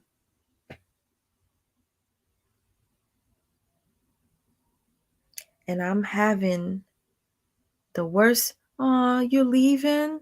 Tomas, good night, sweet mind chat. I'm gonna lay down and get some rest for this 8 a.m. walk in the morning. You know what? After this, Tomas, I'm going to get some rest so that I could take a walk too. I think I need a walk. I really need a lot. Peace Almighty. Hi, how are you? Hello, how you doing, sweet mom? Yeah, I already know who you are. What's up? I just want to say, I was listening. I commend you on, giving the world your truth, and I think any man that beats a woman and that violate a woman like that doesn't respect that woman. That man doesn't deserve respect of the black community, and he just basically is a piece of shit. And he's a prey and a predator. You know what I'm saying? Because if a man gotta beat a woman and basically say he love you after he do that, he really doesn't love you. Yeah. So that's a toxic man, and that's messed up. I got women, in my family that go through abuse, that has went through that. So I commend you on that, and I think you are basically, giving women that went through hardships an outlet and a message. So I commend you on your message. Thank you. I appreciate that. And I, like I said, I already know who you are. If you don't want me to say whatever, I'm very, forgiving. So just so you know, um, It's all love. Tangi, I appreciate a man coming on and sharing his thoughts. Um, what I will do is just gonna, because the story is about to be over. I'm gonna just finish it up. My brain freaking feels like it's about to explode. So when he let the window down, I'm looking at my fingers and I could see like the indentation, and I couldn't feel my hands. And so I look, and I'm gonna tell you right now, the Bronx, there was people watching him do what he was doing, but nobody helped me. They watched me freaking flying down the hill while he's trying to make me fall off the car, and nobody helped me. They were Yeah, just them screaming. people crazy. They be They were, minding their business because them no, people crazy up no, there. no, they were screaming though to make him stop, but nobody like really tried to help or whatever. But it's okay, whatever. I thank God that I'm alive. Let me just I finish. hate that. I hate that shit, Sweet Ma, because it was a woman in Philly that was sexually assaulted on the train, and people had their cameras out and basically did not help that woman. So any Really? man that don't help a woman that's being attacked or sexually assaulted, you are a coward. You know, that woman was getting set, and the police is the only reason why they say that woman, because the police pulled that man off. You know, he was actually, if people was enjoying what they were seeing with this woman being sexually assaulted. That just shows you the mindset and the sickness of people that basically will sit there and jeer and cheer on that type of shit. You know what? People are not the same these days, and I don't understand it. Like whatever. That's sick. But I thank God that that was caught on camera, because whoever it is that fucking did that shit is probably fucking in jail right now, where they belong, because the shit was caught on camera. But anyway, my freaking brain hurts. Let me finish this real quick. I cannot wait to like lay down and just make this go away. I think the stress of it all is what caused me to have a I'm putting migraine. your pills in the mail tomorrow, son. You need the Oh, chill pills. yo, my sister LMS Lighthouse, she sells something called chill pills. Um, what is it called? What is it made with? CBD or THC and CBD. I never had CBD or Or anything anything. before, but I think I need it. So, yeah, please. I would truly appreciate it, and I will let everybody know how it really makes me feel. Can y'all hear me at all? No, Sister Pepper, I can't hear you. Yeah, something's up with Pepper's sound. I don't know what. Uh-uh. Okay, let me finish this story. So after he did what he did, I'm looking at my hand, and I felt like a full. I was so angry. I was so angry, right? And I started walking up that hill. And the way I could describe it was that walk was probably one of the longest walks I took back to my car. And I walked up that hill out of breath, and I'm angry, and my freaking fingers are thumping. And I'm like, fuck this nigga. I see a fucking indentation in my fingers from him freaking squeezing my fingers in his BMW windows. I'm like, fuck him. Fuck him. I'm gonna hurt him. I'm gonna hurt him, and I'm gonna hurt him in a way that is gonna hurt something that he loves. He was a mechanic, y'all. And shout out to you if you watching, because I know you still do. I know you still watch me. I know. Anyway, he was a mechanic, and he had a prized possession car that he loved so much, y'all. And it was in the garage. Tangi, thank you so much, Tangi. I'm so sorry you went through that ish. It ain't okay at all. If there's any way you can file charges, you can shoot. You really should. That coward. Honestly, I you gonna think You I'm crazy. You're gonna think I'm crazy after this, Tangi. But I'm gonna be 100% honest with all of you. That's why I'm here. I don't want. Oh, see, Reiki Love says CBD is great. for healing. So please, sis, help me with this healing. I got You you. already know my heart chakras is fucked up because the last person that fucked me over literally ripped my heart out. So That deal. That deal. I'm sending you something to cure all that dirt. Don't worry about it. I got you. I need some sage. I need some sage all up and through here. All up and through. All right. So anyway, I'm not gonna let anybody fuck me over like that anymore. And to the person that fucked me over, I guarantee you, one day you're gonna really regret what you did to me. Not because you're gonna miss me, but one day you're gonna realize that I didn't deserve it, and none of the other people that you do this shit to deserve it either. But you can't help it because you are a narcissist. So anyway, back to the story. So I was like, you got a prized possession in the garage, and the garage doesn't have a lock on it. All I gotta do is lift it up. So I walk back to the car. I can't even use my right hand because I'm a right-handy person. I can't use my right hand because he had it shut in the window. So I take this hand. I grab my key from my car. And I go into his garage. And I key the shit out of his prized possession car. Like I said, he's a mechanic. He had a BMW. He drives a BMW around, but his prized possession car he kept in the garage. I keyed the shit out of that motherfucker. I keyed it. I keyed the top of the hood, the sides, the back, the other side. And just to make it even realer, I keyed the top of the car. The roof. The roof. The roof is on fire. Bitch, I was keying the fuck. Who's doing art on that shit? Yeah. Glad you did. Oh, that's my Pepper. Oh, I love your voice. I miss you so much, yo. I used to talk to Pepper every fucking day. I love you with all my heart, Pepper. You are my original sister. I love you. Okay? Same here. I miss you too. I love you so much, Pepper. Oh, I'm Y'all, happy to I hear know you, Papa. I'm Huh? gonna say this. I'm gonna say this, y'all. I talk a lot of shit, and I tell you that I meet people on YouTube that have hurt me and fucked me over.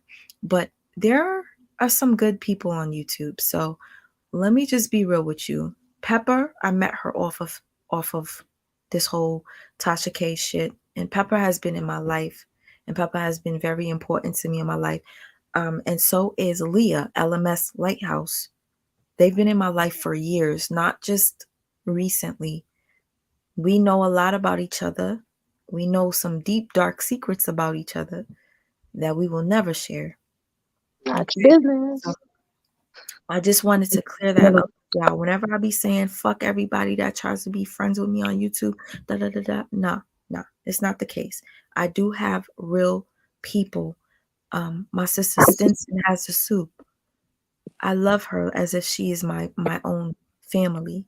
So let's just get that straight, right?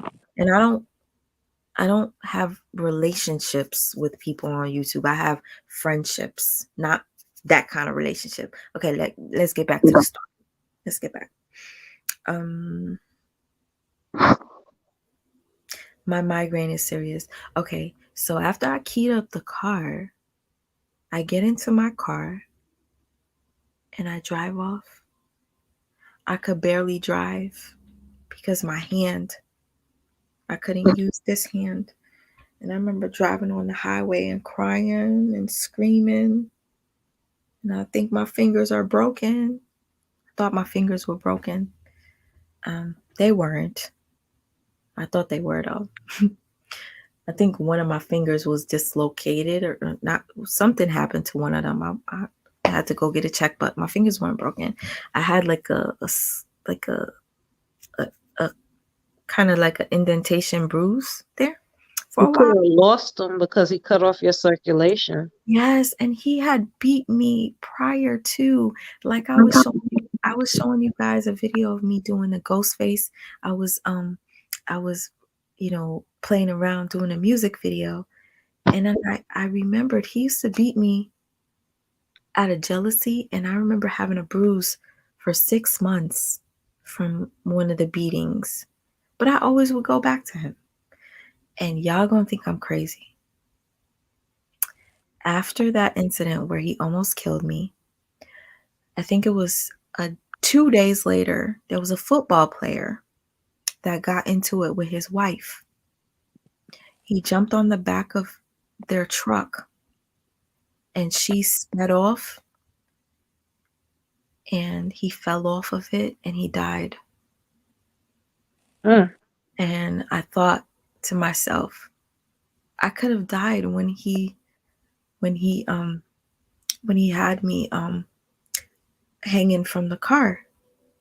And I was supposed to take that as a sign because that football player, I don't even remember his name, y'all. Do you guys remember the football player that I got don't remember his name. I remember that he story. got killed by his wife because they got into it. He jumped on the back of the truck and she was just trying to get him.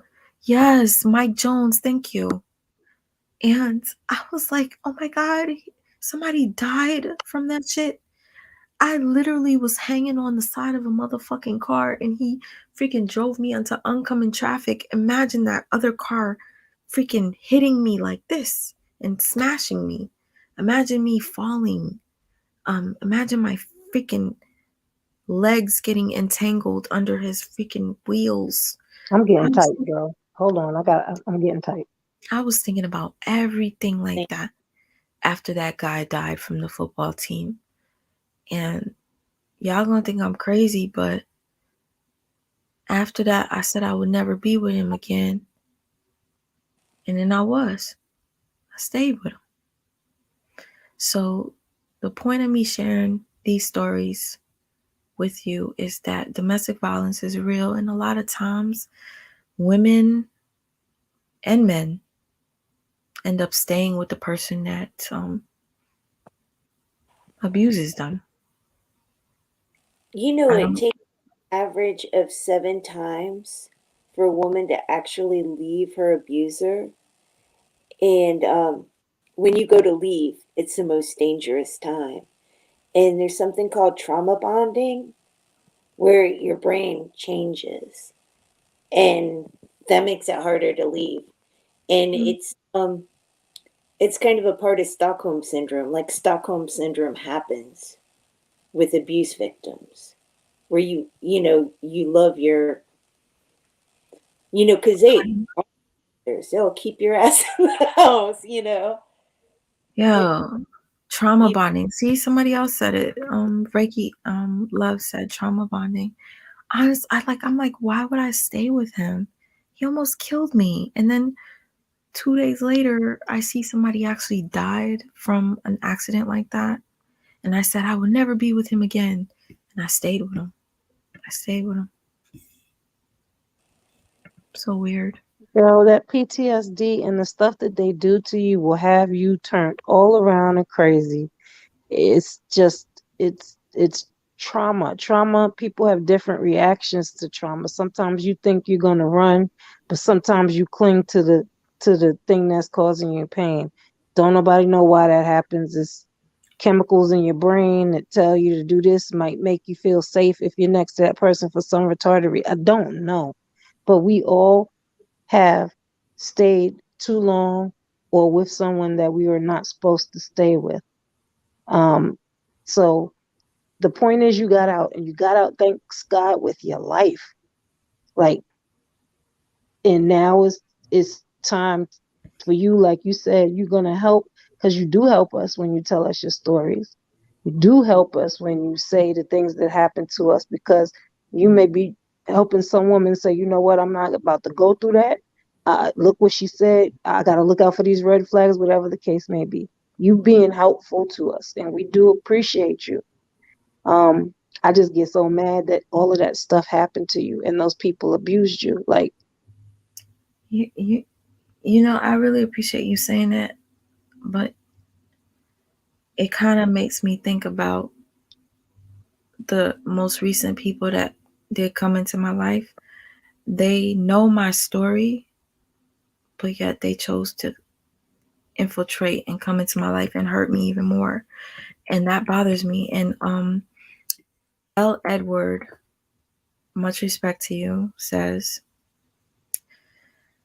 and I read the comment already. Real talk, sweet ma, this is not healthy for you to get on social media, especially to bring up the past that happened so long ago. 9 years, you say? That still, and I can't help that it does, that still lingers with you. It gives the devil praise. Yes.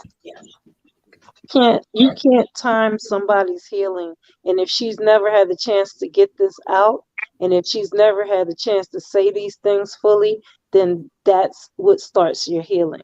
So Yes. it's not giving anybody praise, it's telling the truth.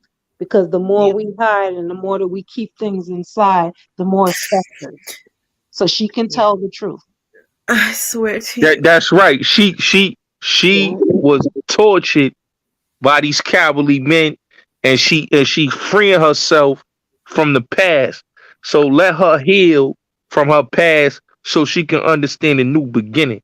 Is Yes. brighter days through the horizon. Any man that mistreat a woman like the way those dudes did doesn't deserve that woman. And I tell it to any man. You know what I Yeah. mean? Because there's a lot of men out here that's deserving, that will treat a woman right, that's being, outcast by these cowardly and fucked up men. Piece of shit Yeah. dude. Yeah. Thank you. Thank you for saying that. It you just saying that makes the world seem a little bit safer. Validation. Yeah. Validation for us. Yeah. I think it's important. I think it's important that we look at this and we share these stories. There's too many of us who don't even voice that domestic violence. There's so many of us who watched our mothers, our aunties, and our grandmothers. It's been a generational upbringing for some of us. It's tattooed within our mindset, and we grow, and then we don't mean it, but we become a magnet for someone who is a lot like us, who also, I'm not sticking up for any men who do what they do, but so we alike attracts like. And so, you know, telling these stories helps men and women. So, I'm sorry if you can't hear her right now. If you're triggered, it seems to me maybe that person, whomever, they don't want to hear this, but you might be triggered. You might want to look at yourself and wonder, why is her story triggering? And it's okay that she is on her own channel voicing. Hey, hey, but you know something? People that feel triggered by this is a man that's beating a woman right now. Anybody that's triggered by her Mm, speaking her testimony is beating a woman, and they don't want to hear the truth. You understand what yeah, I'm saying? No yeah, real man puts his hands on a woman. That's a man that has feminine traits, that has personal issues with himself. A real yeah. man is not going to beat a woman. He's going to walk away. So for you to have a problem with this, you are a coward, sir. Mhm. No, but wait a minute. Let's not call hi everybody. Let's not call each other names. Hi. Is that who's that? Is that my It's Daphne? me. It's me, my love. That's my Daphne. Hi, my baby. Hey. Let's not call each other names because if Sweetma is telling her story, it's a story of healing she's telling Yes, because yes, somebody could hear it and heal from it. So let's not call each other out of each other's names or call each other cowards or whatever because that person didn't say anything disrespectful to Sweetma. That person was stating an opinion. As that person was stating an opinion, I have an opinion myself in regards to what that person just said. You said that as praising the devil. No, it is not. Because let me give you an example. What is if that's praising the devil? why would people go in church and say testimonies Yeah. Oh yeah. Yeah. what they went through? So would Yeah. are these True. are these people praising the devil when they say that I used to be a do witchcraft after people, I used to kill people, I used to rape people, I used to do this, I used to do that, and thank God I have seen the light, I'm saved, and all this stuff. Is that Isn't praising the the devil? saying? Isn't the saying? Tell the truth, shame the devil. She's telling the Correct. truth. Oh, come on. Come on. She's telling Whew. the So truth. So it's not praising him, it's shaming him to expose correct. the things that he did to her. She has a right to tell the truth. And if you don't like it, this just ain't the place for you because she's gonna tell the truth. Correct. Because Yeah. Hmm. that's my issue. That's my issue with people who use the word you doing this, you praising the devil, you doing this, when the context of what they're saying, they're using it in the wrong context. Because Mm. if you're gonna use it in that context, you have no need to go to your church and give testimonies, because that would be praising the devil. So Yeah. don't use it in this context. Maybe you could use it in a different context, maybe in a different discussion. But this one is not it. Like I Yeah. said This to the is. brother, Yeah. No, I'm sorry yo, for cutting y'all, you off. yeah. Much respect to you, my brother, but we are not gonna call each other out of each other's names. We're not gonna Ooh, call each other I'm names sorry, and y'all. disrespect each other, Don't be sorry, because baby. this is a healing Let it out. session. Listen, and y'all probably like, why is she crying so hard right now? The Let it reason out. I'm gonna tell you what I I told my family, because that wasn't the first time he hit me. This was, to me, the the the the biggest, you know, it was the worst one, because I almost hurt, like, lost my life. I mean, I could have. So the reason why I'm getting a little emotional, and y'all don't get it when I talk about narcissism. Mm. When I talk about narcissism, I told my I told my brother and my family what he did to me. My own my own brother. And you would think, I'm sorry, my head, I literally feel like it's gonna explode. You would You think, should get some water, sis. Yeah.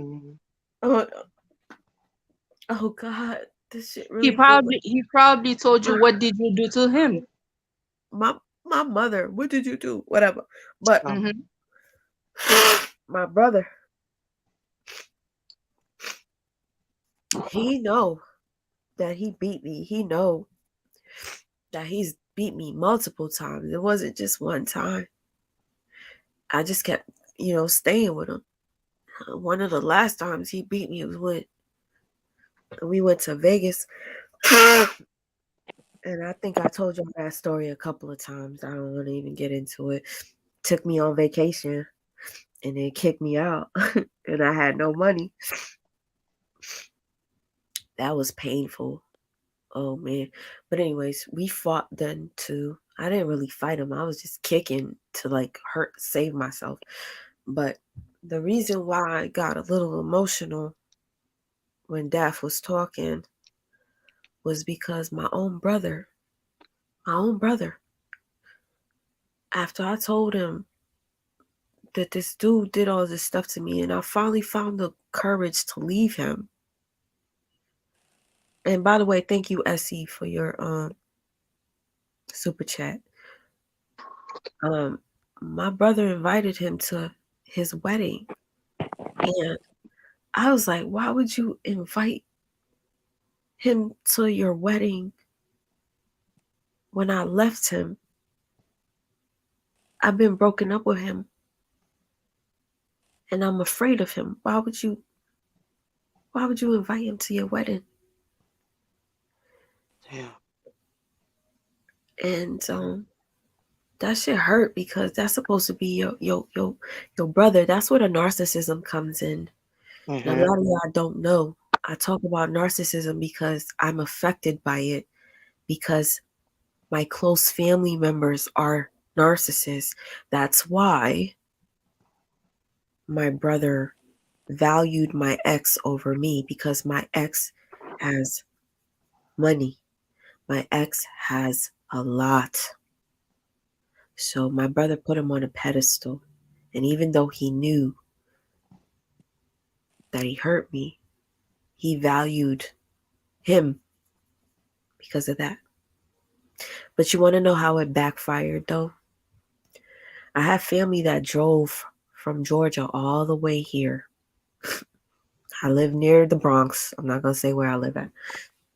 They drove all the way here from Georgia to come to my brother's wedding. And my brother uninvited my uncle and said, "You can't come because I don't have enough space." But he didn't uninvite my ex. When you could have uninvited this person that's not even family, you uninvited a family member that drove far to come to your wedding. That's narcissism for you. He probably thought maybe my ex is rich, my ex has money, my ex is going to give him a good gift, right? Let me tell you how that backfired. My ex came to the event after it was over. You know, when they're done with the church part, which we didn't even do it in a church. The wedding started at 7. He shows up after it's over, has sunglasses on at nighttime. He comes in there like he's a fucking superstar with sunglasses in a freaking. And guess what he did? He didn't come with a gift. He didn't come with a card. He sat at the he was admiring me and telling me how sexy I looked, telling me how great I looked and everything like that. You know, I was broken up with him. I didn't want nothing to do with him. I didn't even acknowledge him. You know what he was doing? He was holding his phone up and recording me. He was recording me. Psycho. Telling me, and he sent me a text message telling me how pretty I looked in the dress and everything. So anyway, when You it should was have blocked his ass when you left. when it was time for the food to come, here's the karma. The plates were about $150 or $130 per plate. Okay. And when it was time for the food to come, guess who wasn't there? Mhm. He left. And that food was right there on the table. He left. He didn't leave a card. He didn't leave a gift. And he left. Because he When it only was, came there to antagonize you. He didn't accept that invitation because he was no friend to your brother. Your brother's stupid, wasted $150 on somebody to Yep. invite to the wedding and ain't nobody eat the damn food. You dummy. why do With you all think due I go? respect, your Why? brother's Go ahead, sis. yeah, with all due respect, your brother's a bitch ass nigga. And Idiot.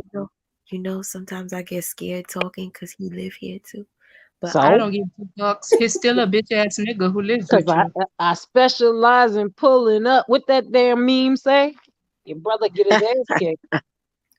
did I still go to the wedding, JJ? I actually filmed the wedding. I was part of I walked in the wedding. I filmed the wedding even when I walked in it. I went to school for television. I really wanted to do something real big. And I said to him, I'm gonna film your wedding for you as a gift.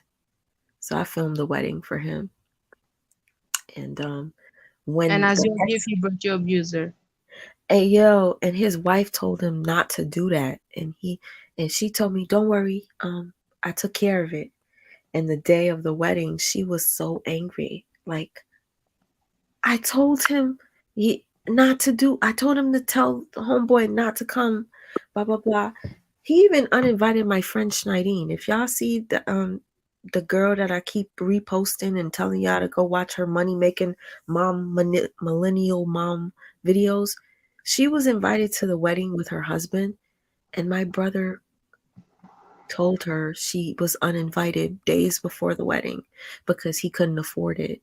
So why would you let my abuser come to your wedding? Because your brother's another asshole. I'm sorry. I know that's your That's brother. this I, is I this is found it. why this is why Yeah, I talk about narcissism the yeah, way that I do.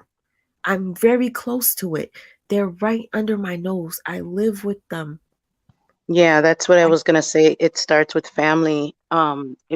In my experience, and just learning more and more about narcissism. That's how I end up seeing a lot of your videos and just my own experience. But without realizing it, it's in my own damn family, and we don't know that because we grow. That's what I was just talking about. Generational. We grow with it. We JJ do not know JJ it. had a good comment. Not to interrupt you, I'm sorry, ma'am, Oh no, but go ahead. It's okay. JJ had a very good comment that family members are just people that are born behind your defenses.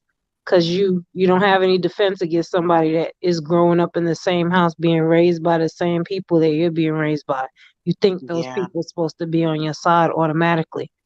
You think they're supposed to have some fealty to you because you're a relative. But some of them are assholes, and your brother's Mhm. one of them assholes. yeah. Yeah. And A it lot of is times. it hurts Yeah. because it's like the person that's your blood, that's supposed to be close to you. Like you ain't Yeah. like whenever I see other girls or women tell me that, oh my brother got if anybody fucks with me, my brother gonna fuck a nigga up. My brother gonna do this, my brother gonna do that. And I'll be like, damn, I wish I had that. The It. thing, I'm Mhm. sorry, go ahead. No, The go other ahead. thing, the other thing is that should not have surprised you, given the fact that he was not there for you when you were telling him this man was beating the shit out of you. So Yeah. that should not have been a surprise. It would have been a oh okay, really? That's all it was. That's all it should have been to you, because he didn't even come to your rescue as a person who should have been there for you. Like I said before, he's still a bitch ass nigga. Mm-hmm. Yeah. All day. What I found in healing and just looking into it and learning to process domestic violence, learning to process recovery with narcissist within my family. I had to look at the people in my family, and I'm pretty blessed. I can say right now because I had like really good people help with that, and it wasn't easy. I was born and raised in Chicago. My brother was gunned down. It's a lot of traumatic experiences on top of living or growing with people, On cousins, top and of even my everything. mom. It's like you if I didn't want to attract any more domestic violence men in my life, I had to heal within the traumatic experiences that came from the home, the narcissist people around me, Oh, and it's taken a you lot of had that work. you experienced that too? I have Narcissism. narcissism, narcissistic mom, narcissistic aunts, and people within the family brought me to the men. My two baby dad. I got four sons.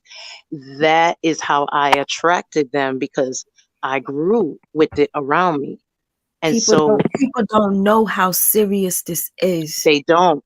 They don't. It is life or death, I Because have they an try to destroy you, they try to kill you. They don't know. They think that it's just You behavior. It's not regular behavior. They're trying to destroy you. They're trying to take you out. People And, yes, don't and from realize that, how deep it goes. Did you yes. not hear her say mama, auntie? Hmm. And Hmm. that is what caused her to attract other narcs. And y'all be mhm. wondering why every time I come on here and I tell you about a motherfucker fucking me over, I attract narcissists. I cannot help it. I don't know yeah, but No, what to do so to fix it. mm, I'm but that's what trying to. that's why I jumped on because like I said, I've watched a lot of your different videos, and I don't always it's so weird. This is like God sent because really that's why I jumped on. I want you to know there is help. We have been mhm, programmed and taught, and it starts within our family, then it starts at school, because the teachers and principal and the institution itself is a narcissistic system. It really is. So I won't go into all that, but what I'm trying to say is once I once I got the opportunity to look at it, sis, this can be healed with Mm-hmm. time and effort. It don't have to uh be where you are still a magnet, or you know how they say, what the hell do I say? Do I have it on my forehead? What the hell? I got a tattoo, on my head that's attracted these motherfuckers, because that's what I used to say. And see, that's what ends up happening. We get so twisted, and that's how we think that we are attracting it. So what I'm trying to say is I learned uh modalities called Reiki, which is not a religion. Reiki is just a picture of saying intentional thought process. That's all it is. And I learned it. It took a long time. I don't like to call myself a Reiki master. I did take Reiki master and the teaching. I don't like to say those words because I ain't into that. I'm not into it. What I'm saying is I learned to Reiki myself and master my thoughts for myself. And I still work on it. I'm getting emotional saying this because I want you to know that there is a way out. Uh, and you are deserving. You are deserving of a real relationship with someone who doesn't feel they want to, okay, put your hands in the window. Like, no, those are not, your upcoming. That don't have And to be your life. listen, sis, and if they ain't hitting me, they're hurting me They're right hurting you now. inside. Right, right. Like, Mentally, physically, soulfully. So if you want to really break all that, if you really want to, and I'm talking about for real, I don't care who you want to attract into your life, upcoming, foreseeable future. It took me 13 years and I'm still on it. I'm still working on it.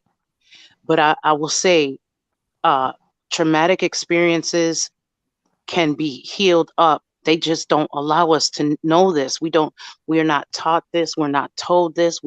They do everything in their power to make sure, especially East Coast, Chicago, you got to know that, it's an agenda for queens and kings alike, not to have a knowing of their power of their energy, because it's real. It's real. And I learned Japanese symbols and technique. It don't have nothing to do with religion. It ain't, let's pull something out of the air and just sit here zen and meditate. Those are all beautiful things. I'm not knocking it, but what I'm trying to say is, with work, you won't have to live in a way that you feel you're just a magnet for mother freaking anybody to come through. I'm talking about friends, or whoever. You can attract the right beings to help you continue heal. And I'm living proof. I seen my brother gunned down in Chicago, 3 o'clock in the afternoon. My wow, cousin died. I'm talking about, I have stories, and the I'm men, sorry. I won't even get into all, because I don't want to share those stories. I want to share the story of my healing. And it don't look pretty. It don't feel good. It is birth. You understand? Like, real talk. And um I think that there's not enough of us who understand how to work our energy in a way that will move and shift and attract the most powerful, beautiful people, like right now on this panel. Like right now, you've brought a whole force of people, whether they have relatable stories or not. This is the energetic pulling from you. Okay, from you. So it starts with that.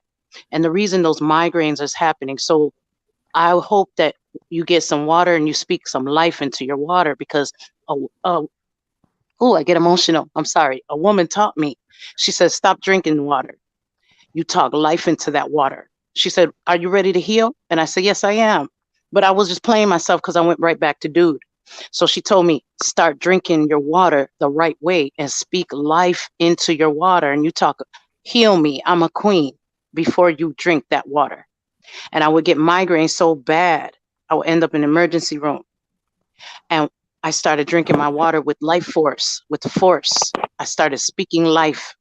So I really highly recommend, if you, whether you believe it or if you don't, it's okay.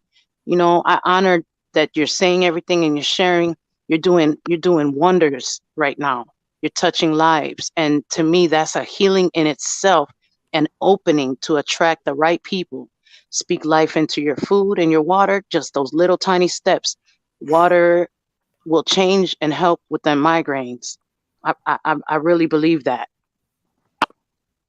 That's Thank a you. that's a I scientific appreciate that. fact.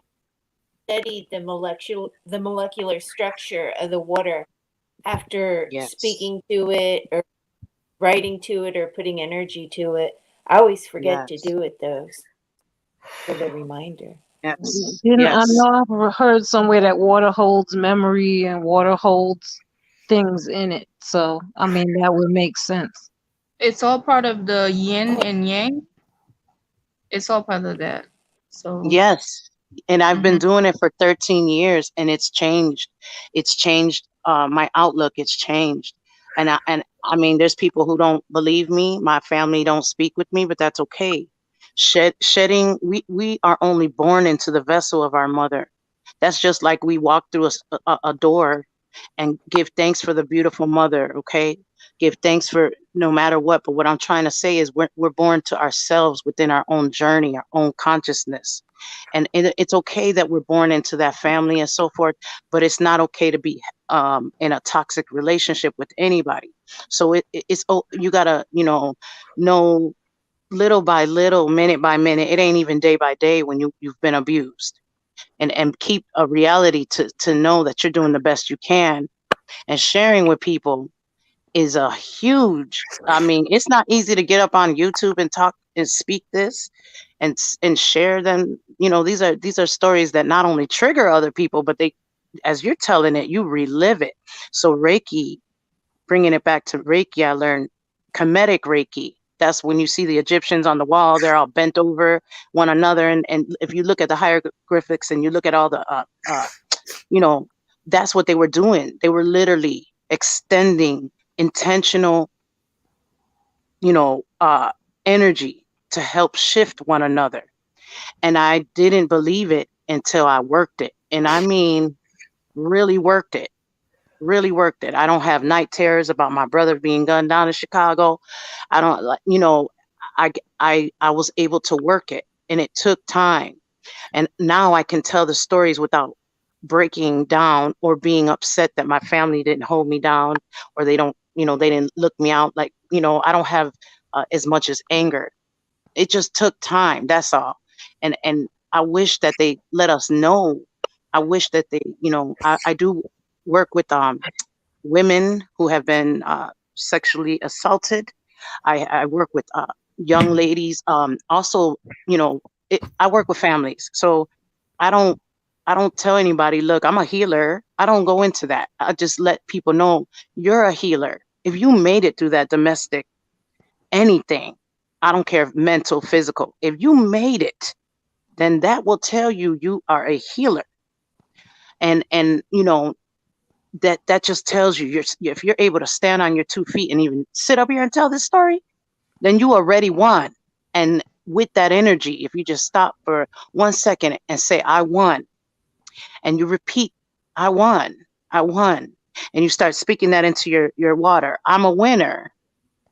That motherfucker didn't kill me. Yeah, that car could have hit me, but it didn't. And the Most High had, because I don't get into too much religion because I don't want to insult nobody, but I feel like it's a higher force. And you know that just by holding your baby, Yeah. Yeah. right? That's Reiki, when you're holding your baby. Oh, Lord. I honestly wish that I could cuddle with him right now, but my aunt has him. And see him smile, because that smile, oh my God, it's so good. Real quick, I just want to say thank you to Tangi. Tangi says, for all y'all, EMDR therapy is one of the fastest ways to heal.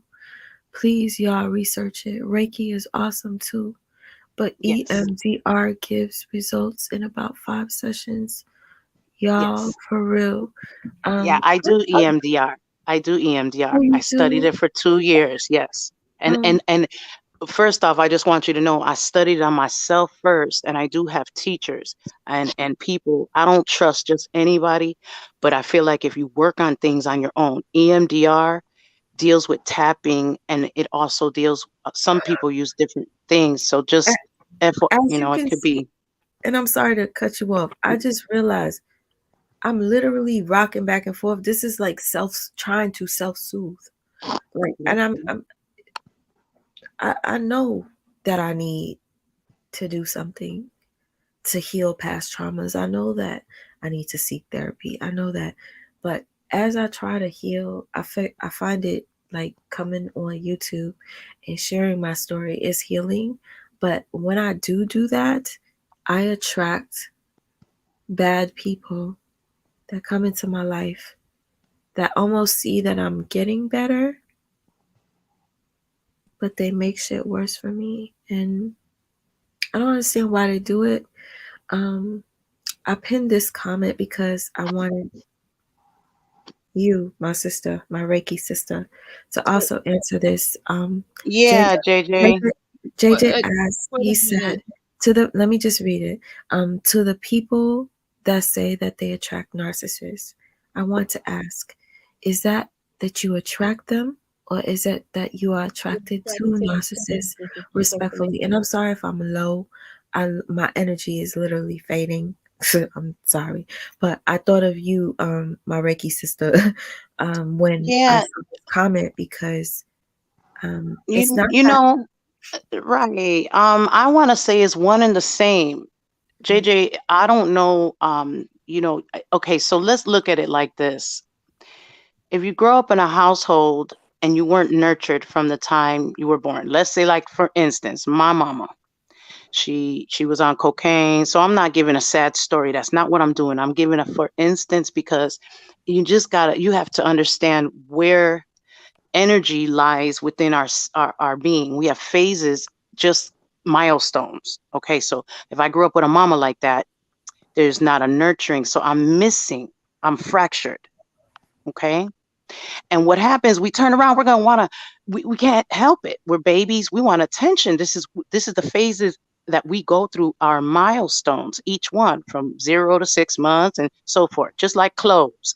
We grow out of them and we got to go into the next phase to see what fits and feels comfortable. And if you look at it in a home setting, which some of us didn't grow up with all, beautiful setting and nurturing and had all our needs met, so this causes fractures. We look for those fills. We don't know it. So that's what I mean by attracted uh, energy alike. It's what we know within our home or our school or whatever. The babysitter's house. Maybe you know, I'm trying to say, when you have a fracture within your upbringing, and then it could be anything. Maybe one of your homies passed, and maybe home was cool, but damn, you just seen your homie pass and get shot up or something. Okay, so it's a traumatic, energetic fracture within our whole being. The whole being. We're talking about from top to bottom, everything. Think of car accident, so forth. They call it whiplash. Well, energetically. So when that happens, we attract people who have the same. So it's one in the same. We attract, and is both. Is both. The answer to your question is both. It Um, really Because if you, is. can I chime in for a second?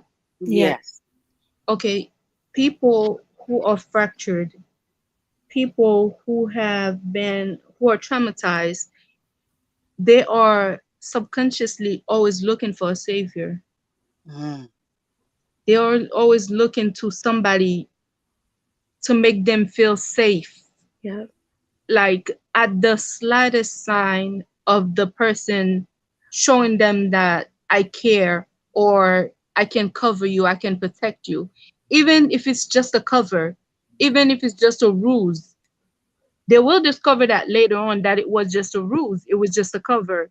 But that person is going to present themselves as, okay, I see that wounded, forgive my accent, I see that wounded bird, so I'm going to carry this bird, thinking, letting this bird think that I'm here to help you, I'm here to mend your broken wings. Meanwhile, I'm just feeding you enough food to get you big enough to eat your ass. yeah, Hmm. Hmm. facts. Mm-mm. Sure. So people who are narcissists, who have narcissistic tendencies, They tend to see the weaknesses in other people, in people who are weak for them. So it's not that you are attracted to narcissistic people. It's just that some of them, they are they really master their craft, because some of them it's a craft. To some of them, to conquer somebody, oh, it's the adrenaline rush to them. The conquering of somebody, oh, it is the rush of a lifetime to them. So the more people they do it to, the higher they get their ego. And for this man, like for example, for this man to come to that wedding and start taking videos of you and start taking pictures of you, this man was getting a high from that, knowing what he does to you, to your emotions, to all your fiber, the fiber of your being, seeing him, what it does to you, how it makes you feel. He was getting a rush from that. That's why Mhm. he did all of that. Mhm. And he's a bitch ass nigga too. Madness. Pure bitch ass. Yeah, yeah, yeah, I'm sorry. yeah. I'm sorry, It's but he real. is. He's a bitch ass nigga too. Because let me tell you something. If he knew that, even if your brother had invited him, if he knew that your brother would not stand for his bullshit, he would come to that wedding and conform himself. He He would wouldn't come to even that never wedding came. and He wouldn't he have would never find a came. place. Uh-huh. He would find a place to sit his ass down and eat some chicken and get the fuck out. Yeah. He only came there to antagonize you. To He only antagonize, accepted uh-huh, your because brother's he knows invitation. how much he gets under your skin. Uh-huh. Bitch ass motherfucker. That's what it is. He has no balls. He does not deserve to wear pants. This motherfucker needs to walk around with his sacks hang low and have them, get eaten by bees. Right. That's And, right. and we Oh, were mama. talking earlier. Me and sis were talking earlier. I said Sweet, what I damn it's it. all right, mama. You gotta stop feeling bad about whatever happened, because I feel like you feel some sort of shame, like you guilty. And you shouldn't be guilty about anything. This was done to you. This was Yeah, done to you. yeah, sister. It's real. Sweet ma, I'm not, you need to, you know, sweet ma, sweet ma, honestly, sweet ma, I'm not sweet even, ma, sweet ma. yeah. First for done. I'm, you know what, Daph? I'm gonna tell you. First for, like, stop it. I'm First trying. spell. Okay. Tell True my peace. mom, Daph. Ma pecu puede explicar porque está Okay, como first fue. one. Can y'all hear me? Yes. Yeah, Yeah. Yeah, true yeah. peace. I'm Todd Kendall. I've been affiliated with Sweet Mom's channel, I think, like after the whole thing with Polite happened. So we had been once that happened with Polite, there's just a whole bunch of uniting and a bunch of people just doing lives for like 1,000 hours, like family reunions online. And I've been seeing a lot of this type of stuff for the last couple of weeks. And a lot of us just been showing up. Last time I showed up for Sweet Ma was when she got trapped in the rain, and we stayed on the whole live with her till she got out that car and helped that other guy, and she made it back to the crib. So, so I can tell off top that she's a good person, regardless Mm. of Thank you. Mhm. the And the drama and thing is, stuff that we you're. go through Mhm. as I'm I'm humans. trying sorry. so hard. This And shit is hard. Sorry. I put if she didn't know I put in the back chat some stuff if you got in your house you could take for your migraine. I just put a whole list Yes, of stuff that's back there yes, you I could read take. that. Okay. yeah. Thirdly, I was just wanted to sit for a while before I spoke, so I wanted to make sure everybody got everything out they needed to say. I had put this on the main line before I came in. I've been studying for the last week or so um, natal charts, birth charts, Nice. and what I found out. This is a little bit more deeper than just a horoscope. If you Mhm. know the time of your birth and all that good stuff, it goes into the time of when you what planets was there. All that stuff is real because I've really been doing what they call shadow work upon myself. Because what happens is when you end up doing things to other people, it makes you reflect if you're a person that really has a part of you that cares about other people. And so when you harm other folks, like myself, I'm speaking, I'm not talking about deep like what Sweet Mom's talking about, just basic stuff that you harm people and they tell you certain things and you kind of catch yourself and then you end up falling back into it. And then Yeah. eventually there's a blow up or an explosion. So with me being the type of person that I am, I like to figure out, okay, what went wrong. And so eventually I just ended up talking to a couple of people that was like, yo, you need to check on birth charts and really look into that. And so that caused me to call my mother and be like, yo, what time was I born? And once I got the time from her, then I went and started really looking into this stuff. And what you find when Yeah. you really do the birth charts and stuff like that, you find that you already come into this world imprinted with a design and a destiny. Okay. And you have a fate. The fate is we all are gonna die at one point. You can't change your fate. Your destiny, you can alter it depending on how much you know.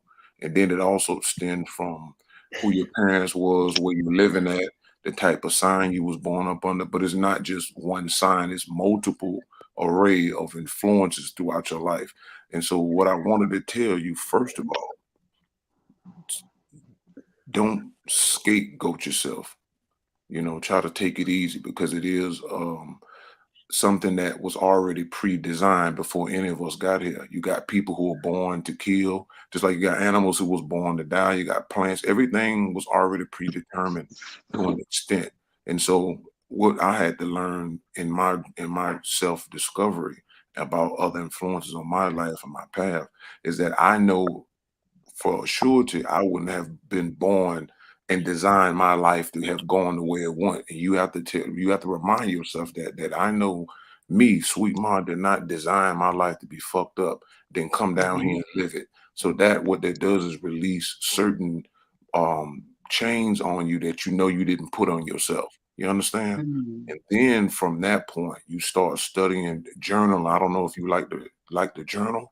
If you don't, start writing down your pain because you have to transfer. The same way that dude came to the wedding, he wanted to transfer his negative past and history Mm-hmm. to you, and you took it. So what you have to now learn how to take all of that stuff you got now and put it somewhere like a journal and go bury it. I think you need to take the old recordings you said you recorded on your phone on the Sorry. I think you need to go and get rid of all of that. You need to clear that out. That's my Mhm. personal um, take on that. I think you need to start getting rid of all that old baggage, and because you, even though you don't know us, we still showed up for you. Like the sister said earlier, the energy came out and we all showed up. So we here to tell you that we all flawed, we all have hurt people, we all have been hurt, but we still Yes. trying to soldier on. And so we're here to champion you to say, it's cool. What you're doing now is letting it out. That's what you need to do. Yes. Let it all out. We all victims. There's nothing we can do about that. The best thing is Mm. just don't let it turn you. Don't become the vampire. That's the best thing. I think everybody gave some good advice here tonight. And then that's what you need, a strong circle around you. Every time you go live, I always peep in to make sure you're all right. And Thank so you. that you Thank That's you can very have my sweet. much. That's sympathy. sweet. Thank you. Thank you. Mhm. I So appreciate that. I I just really wanted to do. let you know I just came in to support you, and that's And And replay this live anytime you think you're alone. no, Anytime you think you ain't got nobody and you don't have no support, you replay this live, you read this chat, you know that we love you and that Not mhm, you even are not wrong. no, not I'm. even this live. Every single live that you have. Every single life that you have, the moment you start to get emotional, every time you bring something up, you start to get emotional, and the support just comes pouring in. mhm, So, I So mean, replay your lives, rewatch you better get on your own replay game because you got support and you got love and okay, we are real people. You may not know Yes. everybody personally, But you know me, you know Daphne, you know Pepper, you know a lot of people that are real. Yes, you know me, god damn it. Yeah. You, Well, you and know, for and you know the people that come to see you all the time and that are in your chat. You may not know them personally or physically, but this new technology, this is how we learn and meet people now. Mm-hmm. And Yeah. and unfortunately, you're gonna get the crazies because they can also hide on Yep, here. I yep. know, and You get the good honestly, with the for bad. for anybody that's confused, like, why am I so extra emotional? As you guys are talking, and I'm thinking, I'm wondering why people who know my story already come and and and and pursue me, and it's my fault because I allowed these people into my life. There you go with the blame. Stop it. Yeah, Rephrase you that. gotta stop it. You gotta It took stop me it. 13 years. It took 13 years to Mm-mm. reprogram myself. It Mm-hmm. took Mm-mm. 13 years. I don't know how long it's gonna take me, sis, but can you Yeah. reiki me Yeah. out and help me? Yeah. Because I'm gonna tell you right You now, can rest it I'm out. Can I I'm Self-reflection. good. peace to the chat? Peace Oh, to Saint everyone. Hudson, I left your Yay. comment up here because I wanted to say thank you. Saint Hudson, I love you, sis. She says I love you too. healing the process of making or becoming sound or healthy. Sorry, I sound like this. Key word again. Some never started here. Go ahead, sis. Talk. Sorry.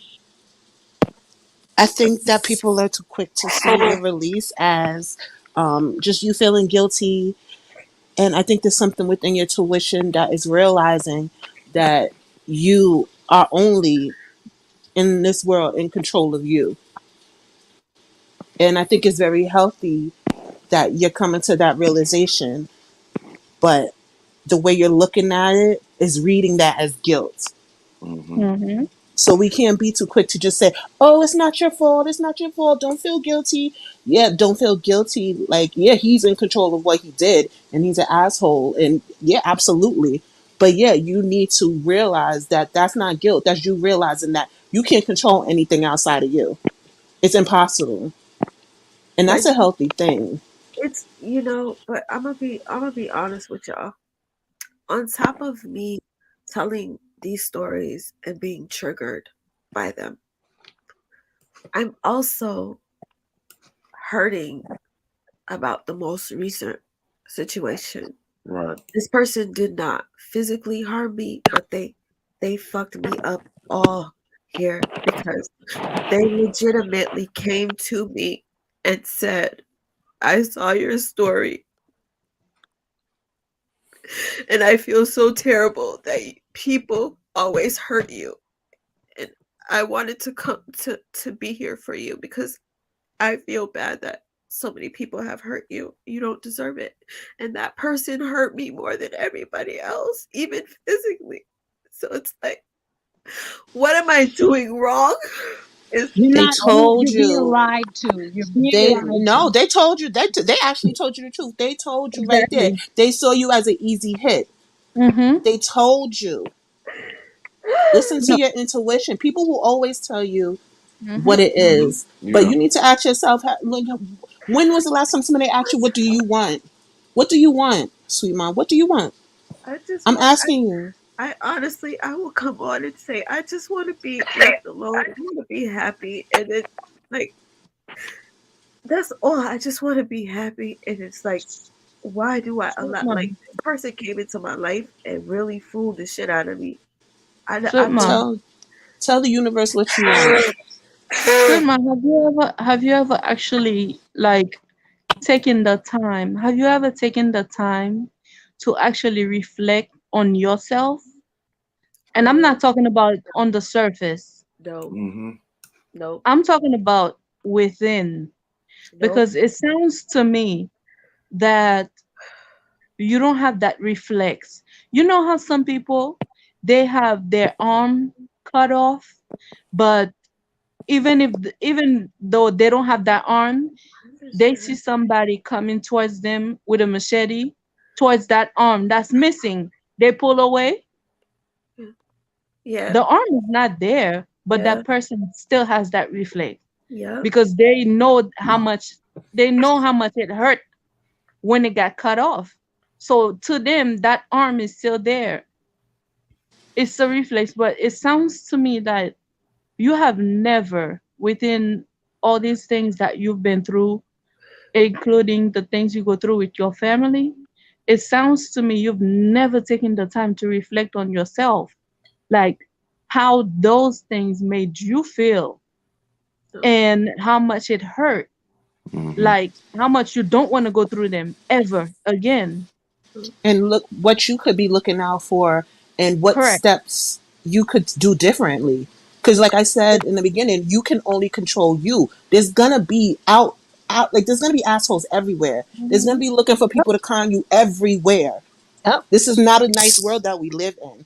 So Hmm. you just gotta like what happens if a basketball team loses a game? What do? They go back in the locker room and they strategize Mhm.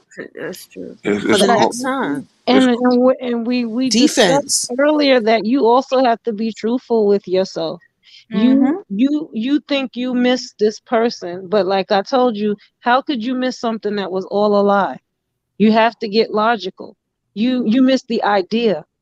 You didn't love that person because that person never came correct with you and never showed you who they really were. If they came Right. out in the beginning and Hmm. told you, I'm a whorish bastard that's gonna cheat all over you, but Yeah.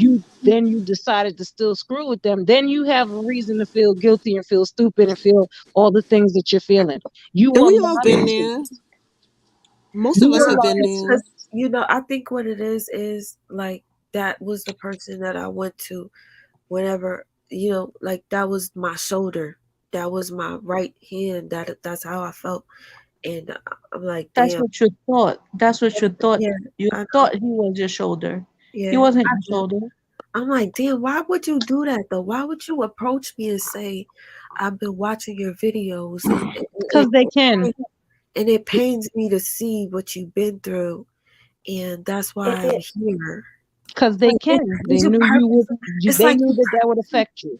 You people it don't sounds like understand. you like it sounds like you love like you're looking for like a Disney type of fairy tale like this is your right hand that don't exist in the real world. Does not. You have to be your own right hand. And I had to learn that the hard way too. I've had my heart broken and there's times that I take one step back and I got to take two steps forward. And I just realized it took me to get into my 30s to realize that like I can't control these fools out here. I could just look for the signs, look for the quote unquote red flags, as they say, and just keep it moving. If you want to go, go. Fine. You Yeah. want to stay, and I would want you to stay, but I'm not. You want to go, go. Just Right. You see, whatever. after my There's a first really heartbreak, I took a celibacy of 8 years, and mm, I was dead serious about my celibacy. And my second heartbreak, and I took a celibacy of 6 years, and it's been 6 years. June of last year, June of this year, June 23rd made it 6 years since I've been celibate. Wow. did you I do it think for Wow. energetic reasons? What was your reasoning behind it? Because that's something my I wanted to bring up. I'm my all reason for. my reasoning behind it is when you break, like for me, when you break up and it hurts so much, you need time to regenerate. You Mm, need time to learn what is it that you did wrong and what is it that you don't want to happen ever again. You don't want to happen anymore. So for me, I do not jump to the next one, to the next one, to the next one. I'm a fine ass bitch. I'm telling you. I do not jump to. I am educated. I am educated. I am educated. I have a good job. And let me tell you something.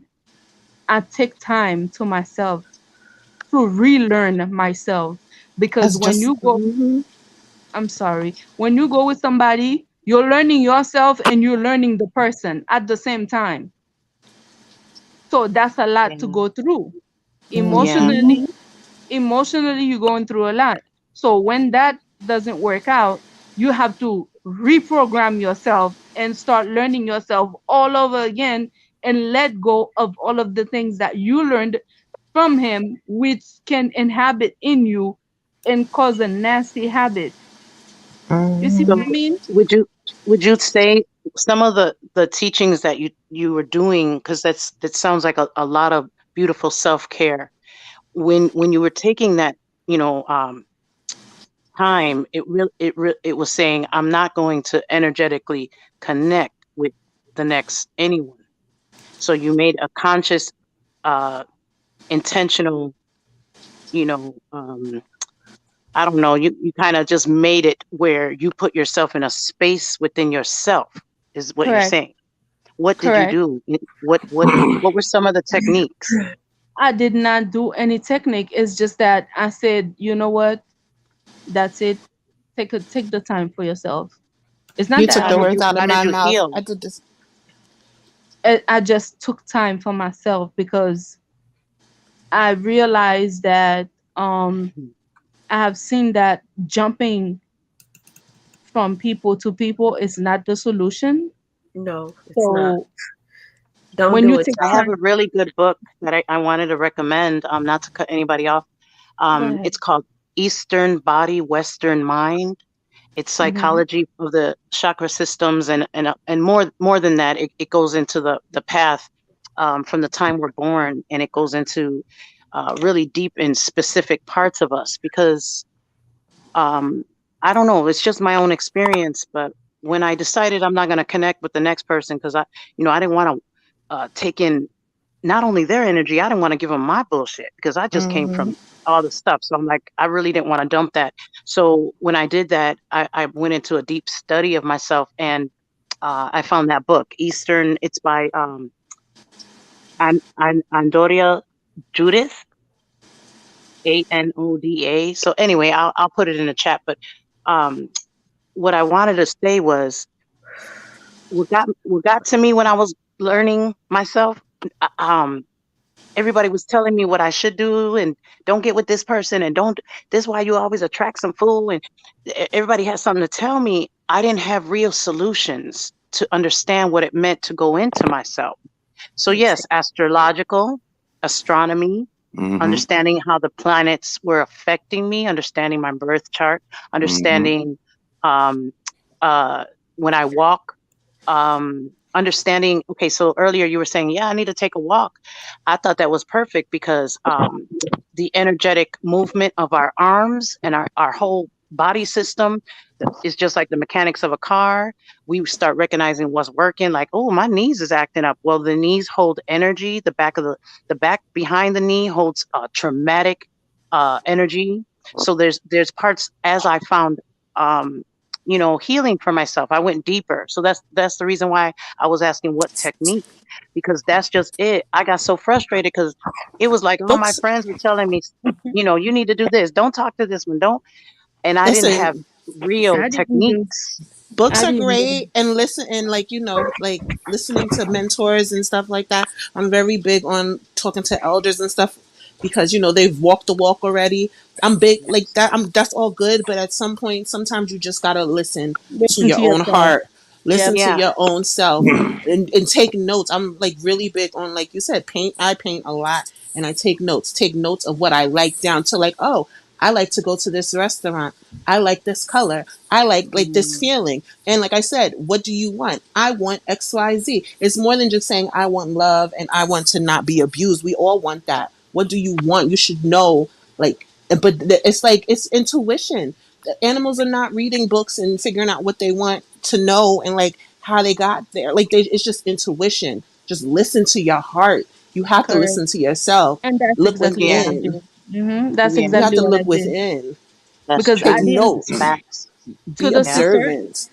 I'm sorry for cutting you off. To the sister, No, it's okay.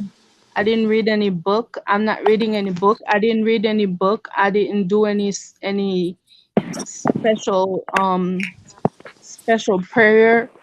I didn't do anything like that. Like when I tell people I'm a Scorpio, I am born October 27th. I'm a Scorpio.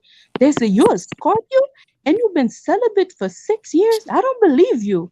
Hmm. Uh, Don't believe the hype. Believe the hype, but don't believe the hype. Well, you're a water Believe. sign, so you know water signs. We're very intuitive. I'm a Pisces, Sun, Moon, and Mercury. Okay, So like, believe the hype when it comes to certain things, but don't believe the hype. Yeah, I think you spoke. I love that you both of you you hit on the point to say, hey, look, books are cool, but you got to go inside. And mm, I really that I'm big on that, but I do understand when I was in circumstances of domestic violence recovery and rejuvenation, I had to go mind, body, soul, and then some. Some of us don't have elders that we can just reflect to. Some of us mm, don't even. There's some sisters that I've did Reiki with, and not to talk on them. Actually, I won't even say that. I'm gonna keep that. But what I was gonna say is some of us don't have these abilities. Some of us don't have that strong Scorpio. You probably got a moon Mhm. sign or something, a house. You probably got mm, something that interacts with you that says, hey, no, you're gonna step back intuitively. This is why you came. Your Mm, blueprint, you have the access, you have keys, but some of I don't us know. don't have keys. I don't really mm, know. I don't really know about a lot about my sign. I try to read about them, but what gets me confused when I try to read about my Scorpio sign is that when they talk about Scorpio sun, Scorpio moon, Scorpio water, I'm like, Yeah, bitch, yeah. listen. I said, bitch, listen. I am a Scorpio. October 27th, I put the fucking date in.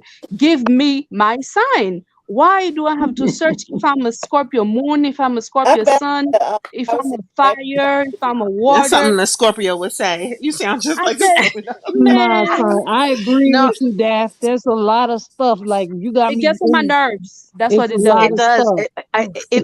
It only gets to you. I get because I was like that in the beginning, but Man, with healing, with Mm-hmm. healing, it helped me. It helped me with once all, I sat man, Mm-hmm. and with all understood it. due, Wow.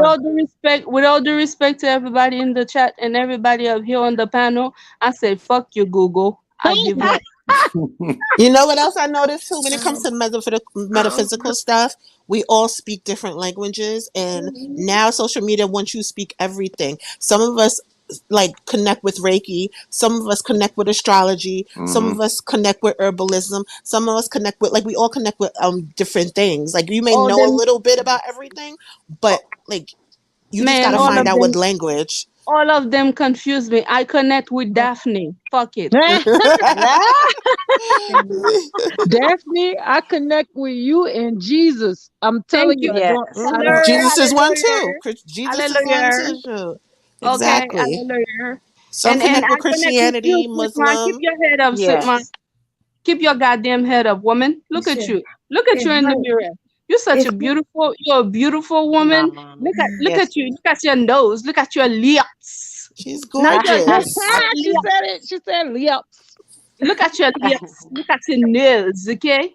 Look Don't at make your me pretty laugh, face. please. Get It your hand out hurts. of your eyes. Let me Now I'm see gonna your ask you again, sweet ma, what do you want? And don't tell me love and don't tell me I want happiness. Give me something. Like the Jamaican movie. Look at yourself in the mirror. Tell me what you I see.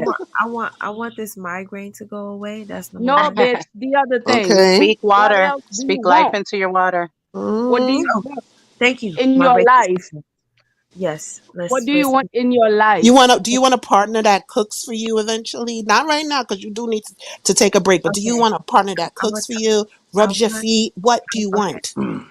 Man, I she can want. get that. Okay. Let me tell you what I want. I want a partner that's gonna be a best friend. I want a partner that I. I want. Just know that Like okay. I'm smiling because I'm imagining what this happiness is person. Exactly. happiness is Energetically. overrated. I'm Okay, happiness is imagining. overrated. I'm imagining what this would Shit, be. can't Like be happy every day now. I want a best friend. I want somebody Okay. that is going to um, support me, motivate Mhm. to do better.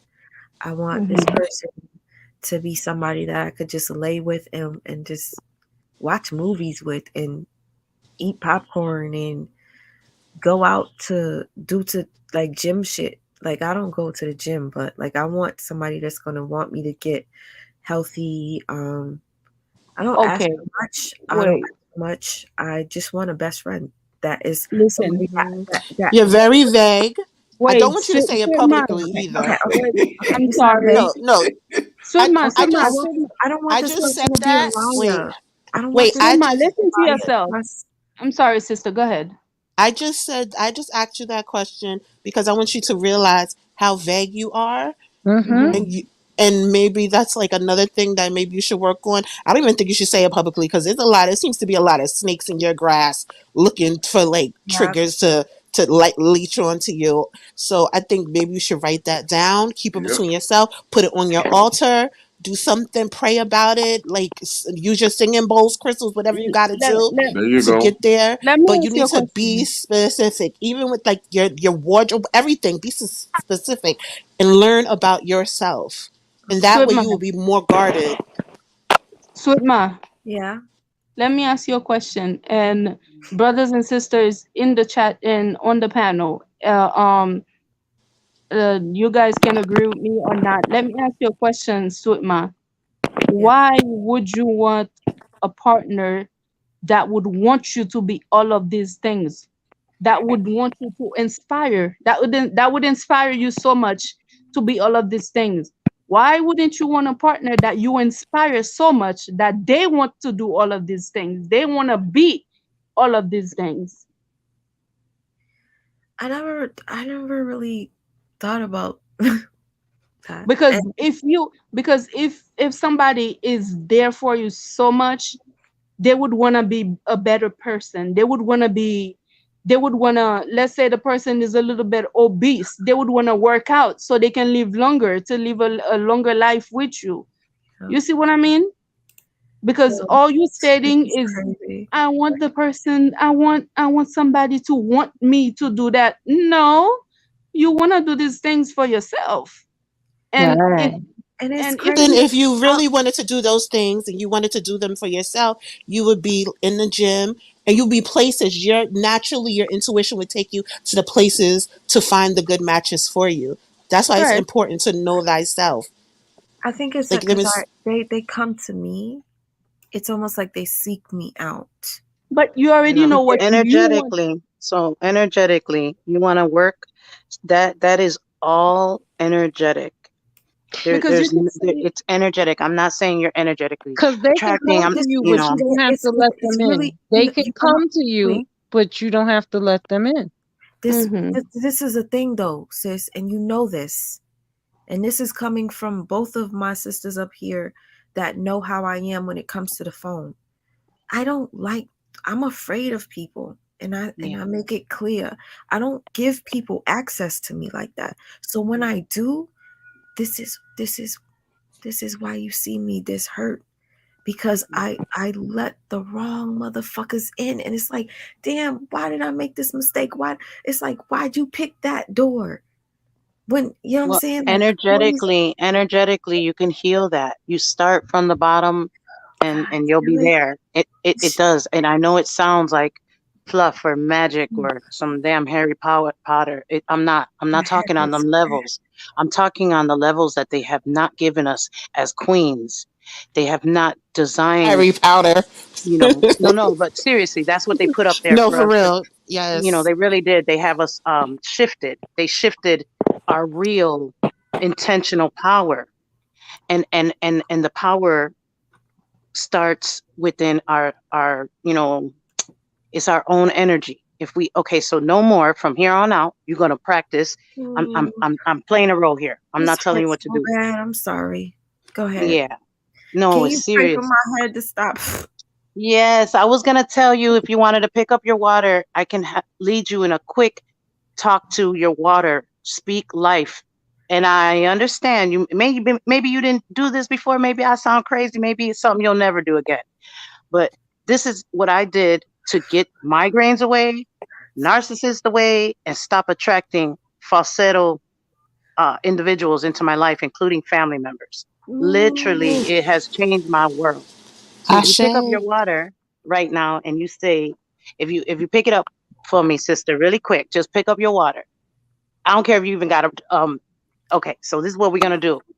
You're gonna hold your water for a minute. And it's okay if you're emotional, because you're gonna tell your water, heal me, just like that. Speak that right now. Say Heal it me out loud. into your water. This is your water going into your body, demand and command, and then we're gonna give thanks and gratitude. You're gonna say it out loud just the same way you said your story. Just yep, to your water. This is about you. Go ahead, take your water and say, heal me. Heal Yes, me. sis. Heal Speak me. it. Put the opening near your mouth like a mic. Heal me. Thank Heal you, me. thank you, thank you, thank you. Say thank you, thank Thank you, you. thank you, Thank thank you. Thank you. Thank you. Thank you. you for Say healing it me. like say it like you mean it, because you don't want any counter words said against what you're saying, because while you're saying this, you may have other people who are countering what you're saying with other words. Yeah, the people that watch me to freaking. Well, you know what? Right now, we're gonna picture. You're right. She's so right about that. But you're gonna picture like nobody's even on this panel, Oh, nobody's on our YouTube, there, and there's cats screaming outside and it's scaring me. Cats. I'm like, uh Cats. oh, What Okay. the Water, heal me, please. Please. yes, and say thank you, Please. and say Please. thank you, and Heal that me. little Thank you. thing. Oh, God. And I understand this feels Cats. strange, okay? Oh, my God. This is scaring me. Cat, Oh, cats are a great cats no. are they're a great omen. Maybe not for you. I'm sorry. I don't No, know. no, No, But no, no. not It's not because all of them.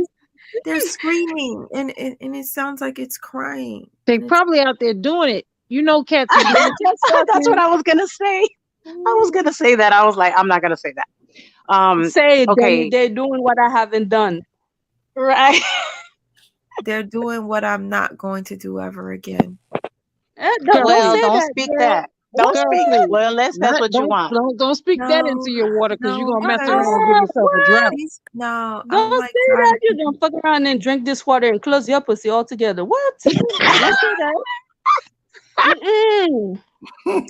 I I'm had tired to of people learn trying to little take by my little. energy. Like honestly, it's like what- Jesus. yo, I It had a really dream. helps. Listen, I be so stressed out. I had a dream. I had a stroke.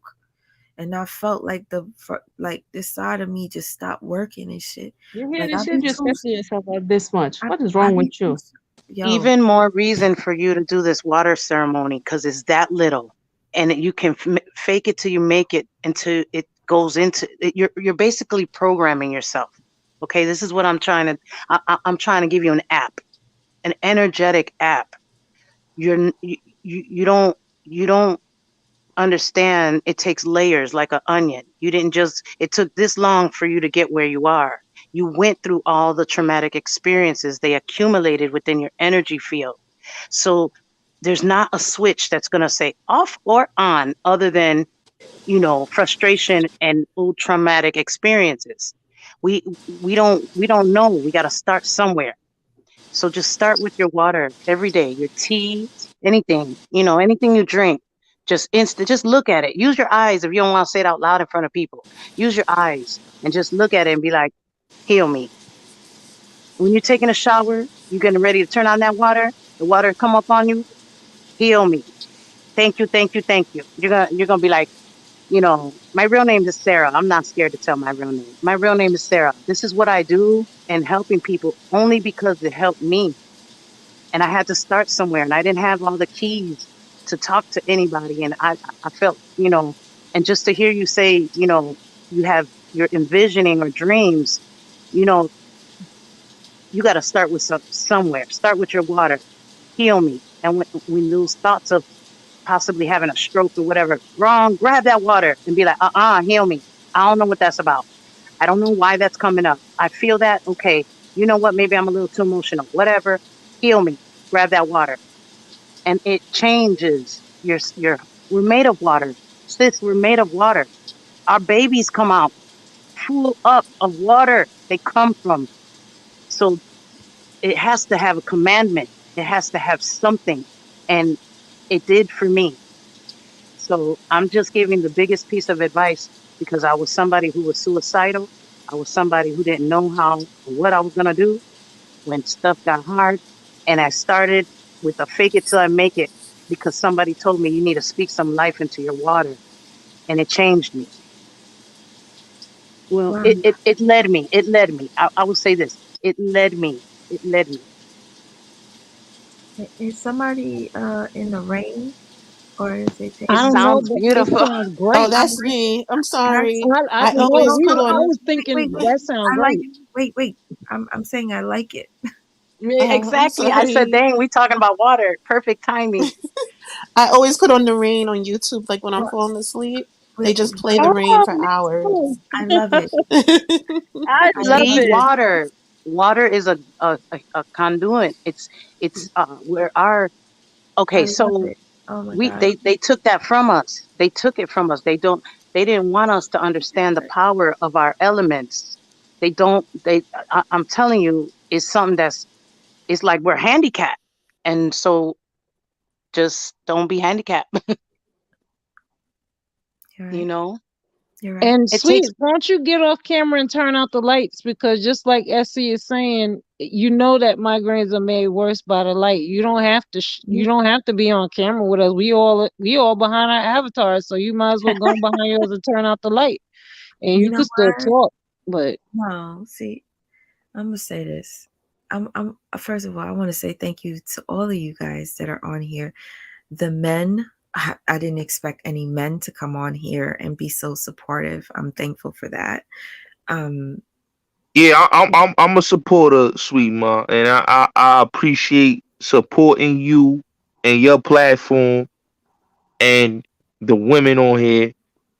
Basically, we gotta heal and come together when bullshit is being called out on the carpet. Thank you for that. I appreciate it. I appreciate both of you fellas that are on here. Um, both of you gentlemen. I appreciate all of you queens, goddesses. I appreciate you because the support is needed, not just for me, but for other people that are in the chat that are experiencing the same thing or worse. Um, I posted a video earlier today or yesterday, and people were like, "You're speaking my story," and I'm like, "Really? Oh, I'm going through this now." Sorry, my head. It was going away, and then it just started coming back. And when I seen people say stuff like that, I'm like, damn, other people really are going through something like this. And it makes me want to be continue. careful. Oh shit, man. It makes me want to continue doing this, but I'm not doing it alone because y'all came up here with me. I would have exited and ended this video a long time ago if it wasn't for y'all that came up here to be so supportive and give me advice and ask me the questions that needed to be asked. Like as Hudson, you asked me a question that after I get off this live, I'm literally going to sit and really try to answer it. And Daph, you Yes. pointed something out to me that I didn't even realize. Like I don't even think about this shit. Like honestly, I don't know what I would do without you. And I need your Reiki healing, my Reiki sister. My I Reiki got sister. you. I Yin, got you. you already know how I feel about you, Yin. You're always there. You're so supportive. Peppa, no matter how much time we have apart, you're always there for me. Leah, might as well call you my best friend. I love Yeah, you. yeah. I love you, and I I'm love you. and I thank you. And to the fella, I don't see your name. Peace Almighty, is it or it's Tarkino? Yeah, Tarkino. I'm here, sweetie. Oh my God, your words touch me for real. Like I just had to say that, and I thank you for sticking by me, even though I'm not talking about the topic where you first met me from. Hmm. So thank you. You're welcome. Whatever. The headache is slowly but surely going away, and I thank you for that. It's gonna go away. It's going away. Um, Yeah. Yeah. I Reiki want love to. just Reiki you. You go. It's gone away. Now, I have it's, to I had to ask your permission on that, but I will go ahead and I don't mind. I'm not a big YouTuber. I don't do all the things. I'm only moved and motivated by uh people like yourself. So I oh, really I wanted to extend that. I'm I not like, appreciate that. I'm not in it. Like it's not. I'm a mom of four, and I just want everybody, if you can, some kind of healing modality. You queens mentioned everybody's touched or moved by different, you know, aromatherapy, you name it. But these are tools that can help us. So Mm-hmm. you know, Yo, this means so much to me. Like, you see, somebody just said, many of us has been there, sweet mom. Be well. Thank you so much. We appreciate you too. Real One Knows says that you helped me. We cried together. I'm a child survivor of domestic violence. My parents. mhm. That's why I'm so tough. You know what? I just wanted to let you guys know I did not expect for this live to go this long. I have a series of videos that I was planning on playing that display domestic violence in women and domestic violence with men as well Mhm. when women beat men. Yeah. Ugh. I wanted us to talk about it together, but because this ended up turning out to be something more so as a therapy session for me, which I'm grateful for because I'm not crying anymore. It's like I never sought out therapy for the things that I've experienced. I don't talk to people about it. So me sharing it tonight on live was healing in a sense. And cultural living, you asked for the link. Okay, thank you for the donation. Okay, so anyway, I just wanted to say I will do a part two to this video because I feel like it's very important that we talk about the abuse that children go through as well. I came across a Mm. couple of videos where children were abused because of the parents beefing, and that is Yeah. domestic violence as well. Yeah. You know, Yeah. just because it's a child, like that's domestic violence as well. I mean, it's Yeah. not just for adults. Okay, so Just make sure, you're in the right headspace. oh, Mentally, you're in the right space to do it, so okay, that you don't get too emotional yeah, and set lose myself your up. train of thought and derail the message that you will be trying to send to other people who are watching. Just do a self-care. Don't rush into it like this week or tomorrow or the Okay, day after tomorrow. Just do some I might, self-care first. I might need a break for real, but Mm-hmm. Yeah. in a Yeah. couple of hours, I'm going for a walk at like 8:30 in the morning because I wanted to start a fast to heal my insides and everything. Like I'm not in shape. I just want to get back healthy. So I will be taking a walk at 8:30 in the morning, which will probably be good for me. So I take that advice, sister. Thank you.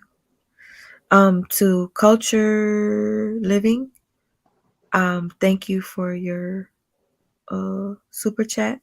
I see you want to say something. Yeah, I want to talk to you for a second. How you doing? I'm good. How are you?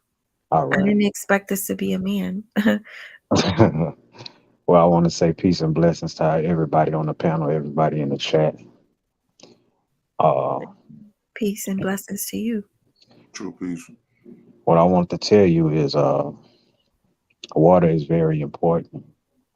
It holds memory, and so that's why the young ladies are telling you to drink your water and program your water. And she's gone. No, I just she said in the chat that she hit the wrong stop. button. But Uh, if you scroll up, right, she dropped the link right under Culture Living's. I mean, I'm probably gonna end up like not staying on too long after this, just because I've been up since 5 in the morning, and it's now 3:30. Yeah, we've been talking. Yeah, we've been talking since early today. So we have been up for a long, long time.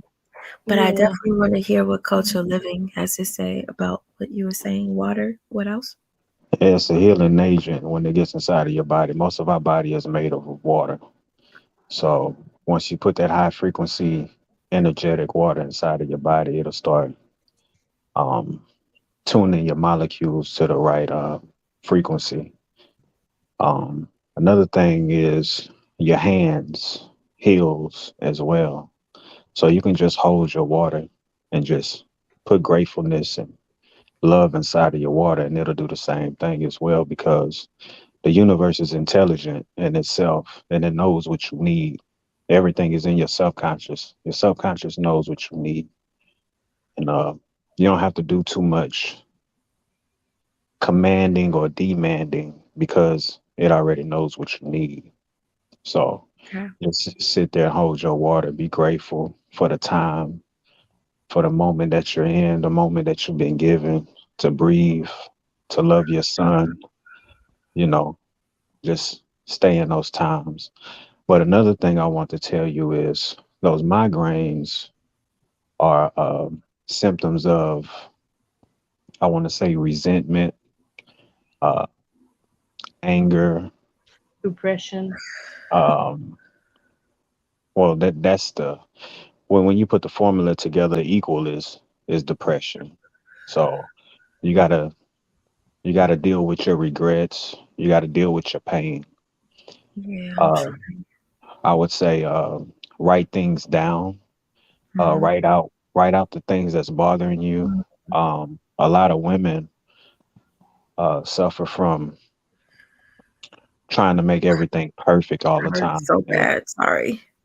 and everything's not going to be perfect, you know. So you have to let loose that control and understand the universe got you in its hand, and you're going to be safe, like you always been safe, and just be confident in that, and just stressing less, not worrying about what's going to come next, or I mean, plan and strategize, yeah, but write out the things that's bothering you.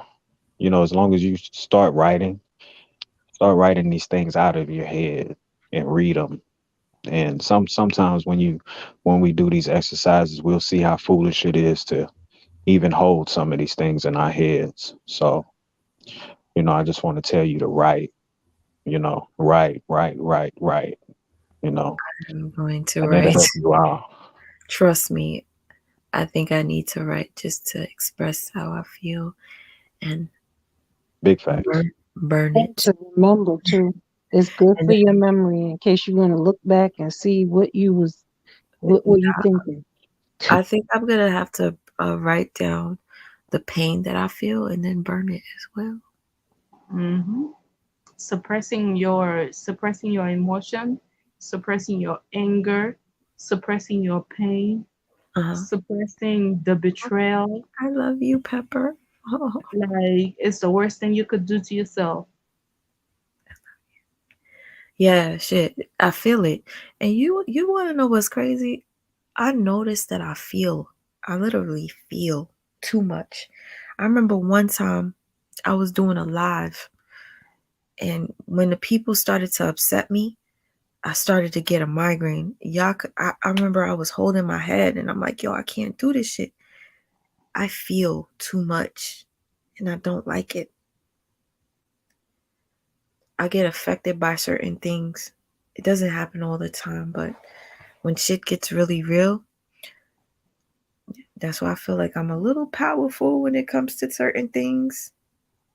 Because I wish I could tell you guys some things, but I can't. Um,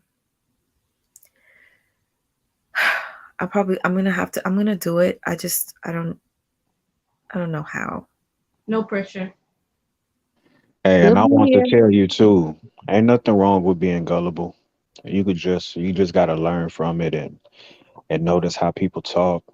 Uh, how people talk is who they are. You know what I mean? So if someone has a filthy mouth, a lot of the times they have a filthy life. Mm. You understand what I'm saying? So if you uh if you could just take time to actually learn somebody's speech patterns, and look at what they do. Like look at their actions as well. If somebody just throws shit out on the out of their car after they finish eating it, that's a huge sign. You understand what I'm saying? Of someone that don't care too much. As little that is, but it's the little things, I'm you know. I'm I'm gonna tell you this though. A lot of times I could look at somebody and know that they're not good from their eyes, but I so desperately want them to be good, so I don't um view it as a red flag. Um, there are times what I told my sister Leah earlier today. I hadn't seen somebody. I'm not gonna say who it is because I feel like they still watch my YouTube, and I don't Dirty even want stalker. that. I don't. No, it's not even a stalk. It's just I don't feel comfortable saying it because I already know what could happen if I say who I think it or who I'm talking about. I hadn't seen somebody for about 5 years, and recently, mind you, this person is close to where I live, but we don't ever bump into each other. And I said, I'm going to see this person right now. Like, I felt like I was going to see that person. And I swear to you, I'm not lying. I drove, yo, there's a freaking thing in here. I drove like maybe 2 minutes, and guess who I saw? Mm. Person that I hadn't seen in 5 years.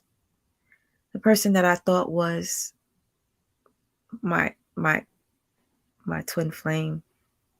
I Was felt it like I was going to see that person.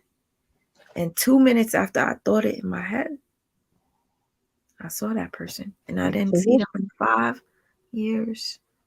was that person walking? They actually were outside. Was it raining? It wasn't raining. They were outside Damn. and they were in front of their car. If it And was as I raining, you was could. as I If it was was driving, raining, oh, if it tell was my raining, you could mama. have driven. If it was raining, you could have driven in a puddle of water and splashed water all over that person. Damn it. You're funny. No, I literally was like, what the and I put my head this way because I didn't want to make eye contact, and I just drove off. But Why you I thought that was weird that I thought it, and then it happened 2 minutes later. Tell me that's not weird. Yeah, why you felt ashamed? That's a sign of you being ashamed. Because because I don't want that person to watch this video and think that I'm like obsessed with them because they already think that, or they're a girl or whatever. I don't want no problems. Let That's me why. tell you something about healing though. That's When I was healing, a lot of people from my past would come up, Oh, and really? when Really? you yeah whenever you're healing, just like the young lady said earlier, like you suffered a lot of trauma through the past, so a Yes. lot of that stuff in the past will come back up, and you got to deal with it.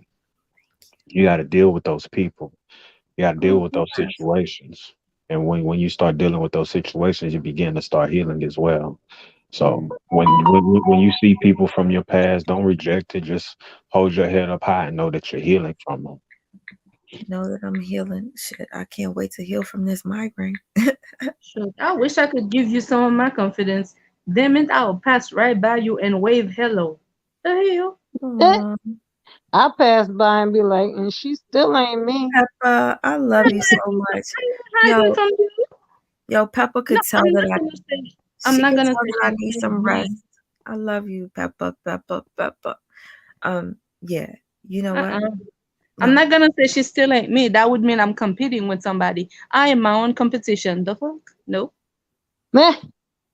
No, but I'm just saying because she feel like he doing better. Uh-uh. No, he Mm-mm. not I doing am my better own without you, boo competition. boo. The hell? He doing much worse without you I, because as you a matter when of fact, I somebody could get love you the way you love, when somebody love the way yo, you love, and somebody take advantage of that, That's How you their manifest karma's that? gonna come.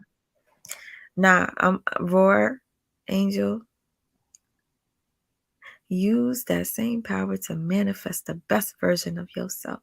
That's what I was saying, because I was hurting the other day, so much so that I started to have hate in my heart towards the person and the people that have hurt me.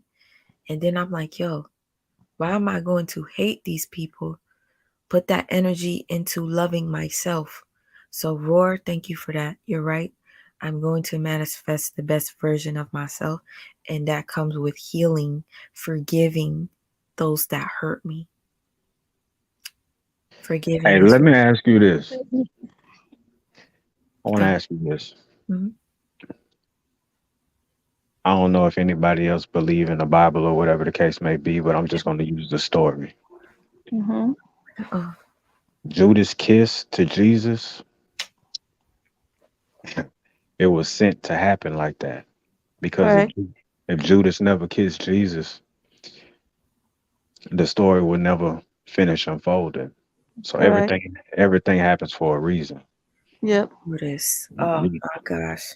I had a I had a father that I didn't look up to for a long time, and I had to understand whether if I didn't like him or not, he showed me everything what not to be, and I had to be appreciative of that because that's a great example of being a man still. So it's a lot of things that we have to accept that people do to us that just makes us better in the long run. That you just reminded me of Judas. Just makes me think of this world that we live in today. Don't do There's that. so many Judases. So many of Don't. But why are you thinking about them? Because while you're thinking about them, they're living their best lives, and them. Right. you're out here worrying about them. They Hmm. don't give a damn about you. Right? Negative people do live longer.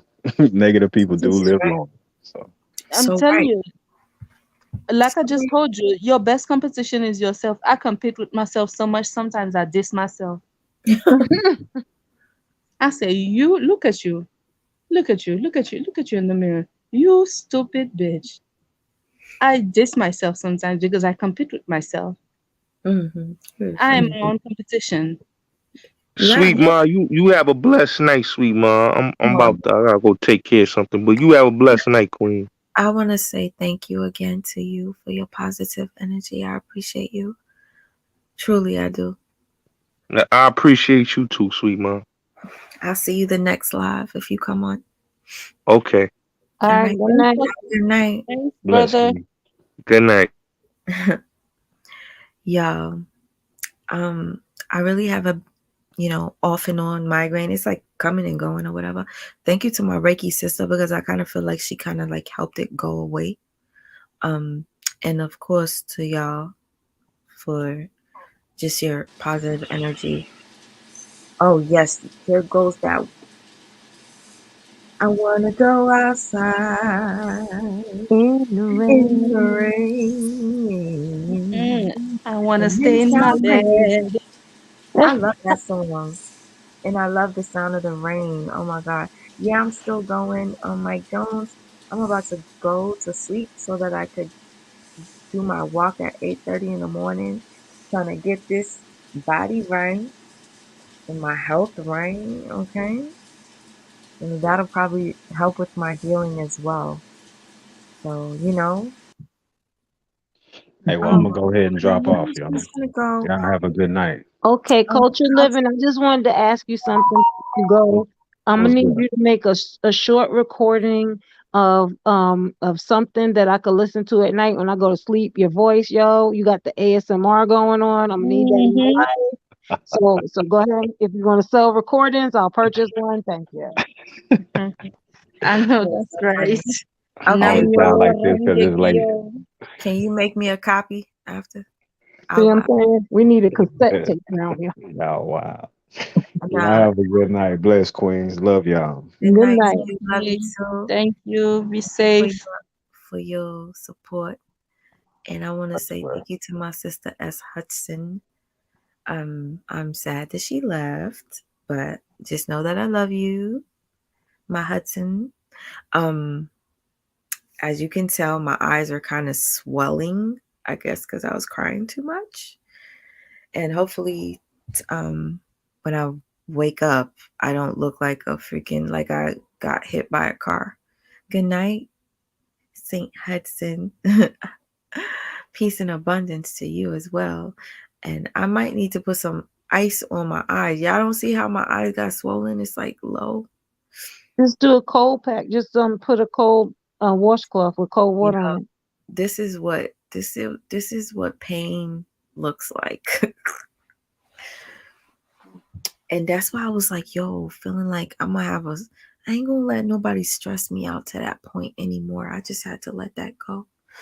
But I think You don't have to worry about it no more. You let it out. We there for you. And you may get the feeling down again, but you know what? Keep pushing. Cause like I told you, it's all right for a queen to cry.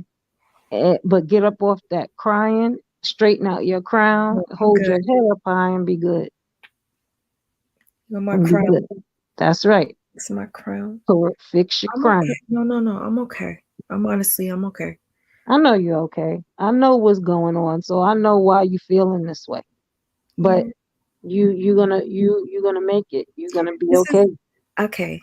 Daphne, you weren't here when I was talking about this, and for those of you who are here right now, what I'm going to be doing for my healing, I appreciate you too, Bullet Scotty. Um, I want to do a funeral, and I know Daphne, you're gonna be like, "What the fuck?" I want to do a funeral because I'm there's somebody that was in my life that I love dearly. And this person hates my guts, but I can't stop. Like, I can't get that person out of my head. It's almost like they renting a space in my head, right? It's been years. We don't talk. We don't like each other, but they still rent a space in my head. And I realize it's because that was the longest that I've ever been with anybody. I never was physical with this person, but I have had a connection with them spiritually, I guess, whatever. So they're still connected to me. And what I want to do is cut the cord. Um, and the last couple of narcissists that have been in my life that have hurt me so much so, I want to forget them. So I want to take things such as letters, photos, things that no culture living. I appreciate you so much. Thank you. And thank you for your super chat. Wow, gosh. Didn't expect that again. Thank you. Oh, tap my man. That means my head is hurting, man. Anyways, so with this funeral, because I've been holding on to things, letters, um, portraits, and stuff like that for years. And why am I holding on to them? So I want to burn them and have like an official funeral because I gotta let go of certain things. And I wanted other people to participate in it as well. Like if we have a brother or sister that's watching in the chat, even you on here that are still going through emotional, um, um, you know I suck with words, but you understand what I'm saying. If you're attached to somebody that you know ain't good, you want to cut the cord of a narcissist that was in your life that just like fucked your head up. Let's do this funeral together. You don't have to be on my live. I just want you to gather all the things that remind you of that person, and we gotta let it go. Let it fucking go. Sounds like a narc bonfire. I'm ready. I got some So shit to burn. it's gonna be difficult for me to get rid of certain things because I have I'm one of those people, if you know what I mean, that's sentimental. I'm sentimental. And even after somebody does something fucked up, guess what? You want to know how sentimental I am? Y'all gonna think I'm crazy. You see this ring on my finger? This right here. You know the last person that I told you almost killed me? Hmm. That was from them. Okay, so we putting that in the pile first. The hell? I just threw it on the floor. Yeah, they got to go burn. I just threw it on the floor. Like, I'm literally sitting here sharing to you that somebody almost killed me, and I'm wearing a ring that they gave me. Wow. Does that speak volumes or not? That's just how we stay attached to things sometimes. Everybody does it. Still got pictures of that damn man that I ain't supposed to have on my Facebook.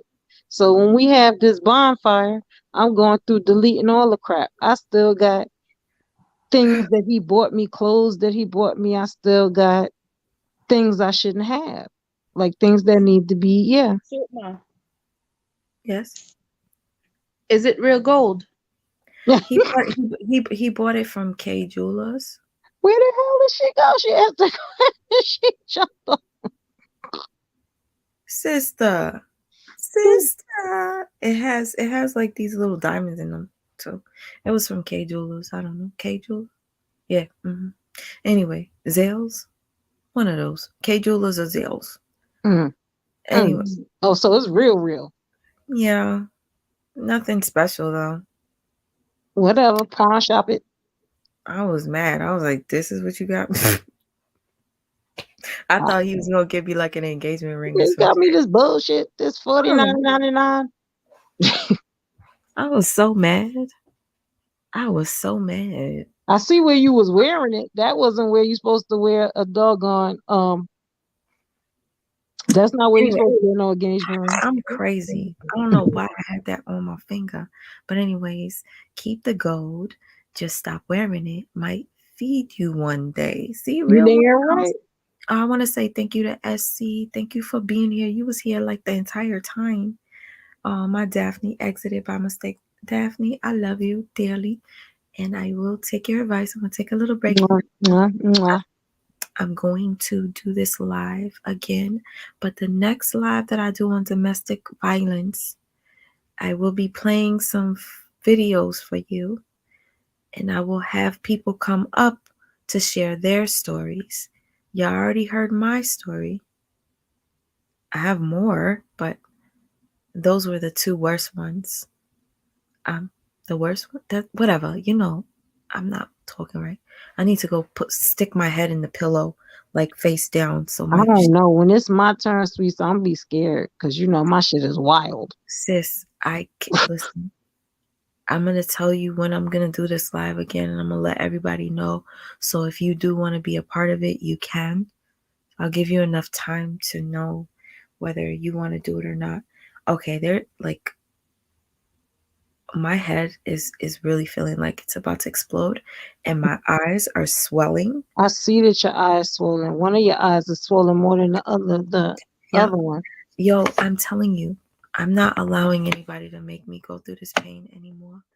I'm literally, after I do this, cutting the cord and getting rid of things that I know I should not no longer have any reason to have. Mm. That'll be the start of a new chapter, okay? Um, new era king, Kang. Anyways, I don't want y'all looking at me like this. I feel terrible. I look terrible, and I'm You but do not look terrible. I don't care what you say. You do not look terrible. Daphne. Good night to you, beautiful. Good night, my love. Okay. Come back. Don't be leaving us for these long periods of time. You could be celibate, but you ain't got to be absent. Bring your ass back. He said, "Take that ring off, girl. You blinding me." All right, y'all. I'm uh, I'm just gonna go now, okay? Because my head hurts.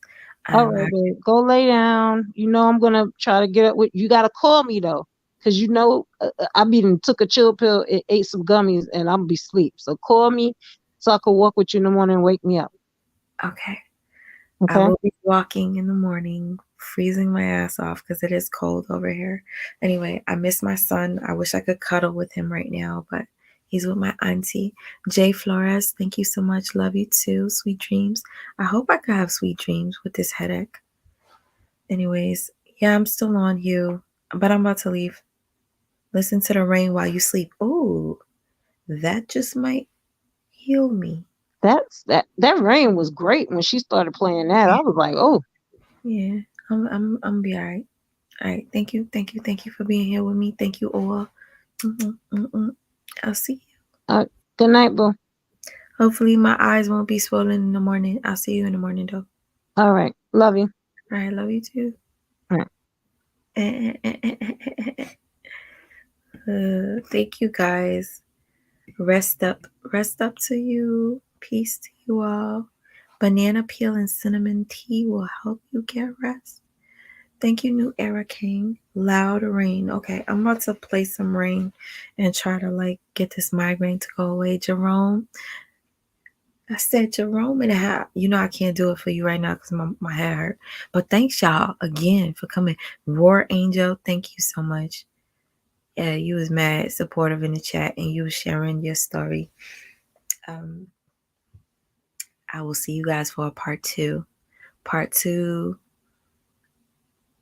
is going to be a little deep because we're going to talk about women beating on men as well. Because it happens. All right. This was just an introduction of my story. Next, I want to hear y'all stories. And we could heal together. Mike Jones, I'm going to meditate. Peace, y'all. I feel like I'm about to throw up. You know when your migraine gets so bad, you feel like that's where I'm at right now. Peace. See you on the next one.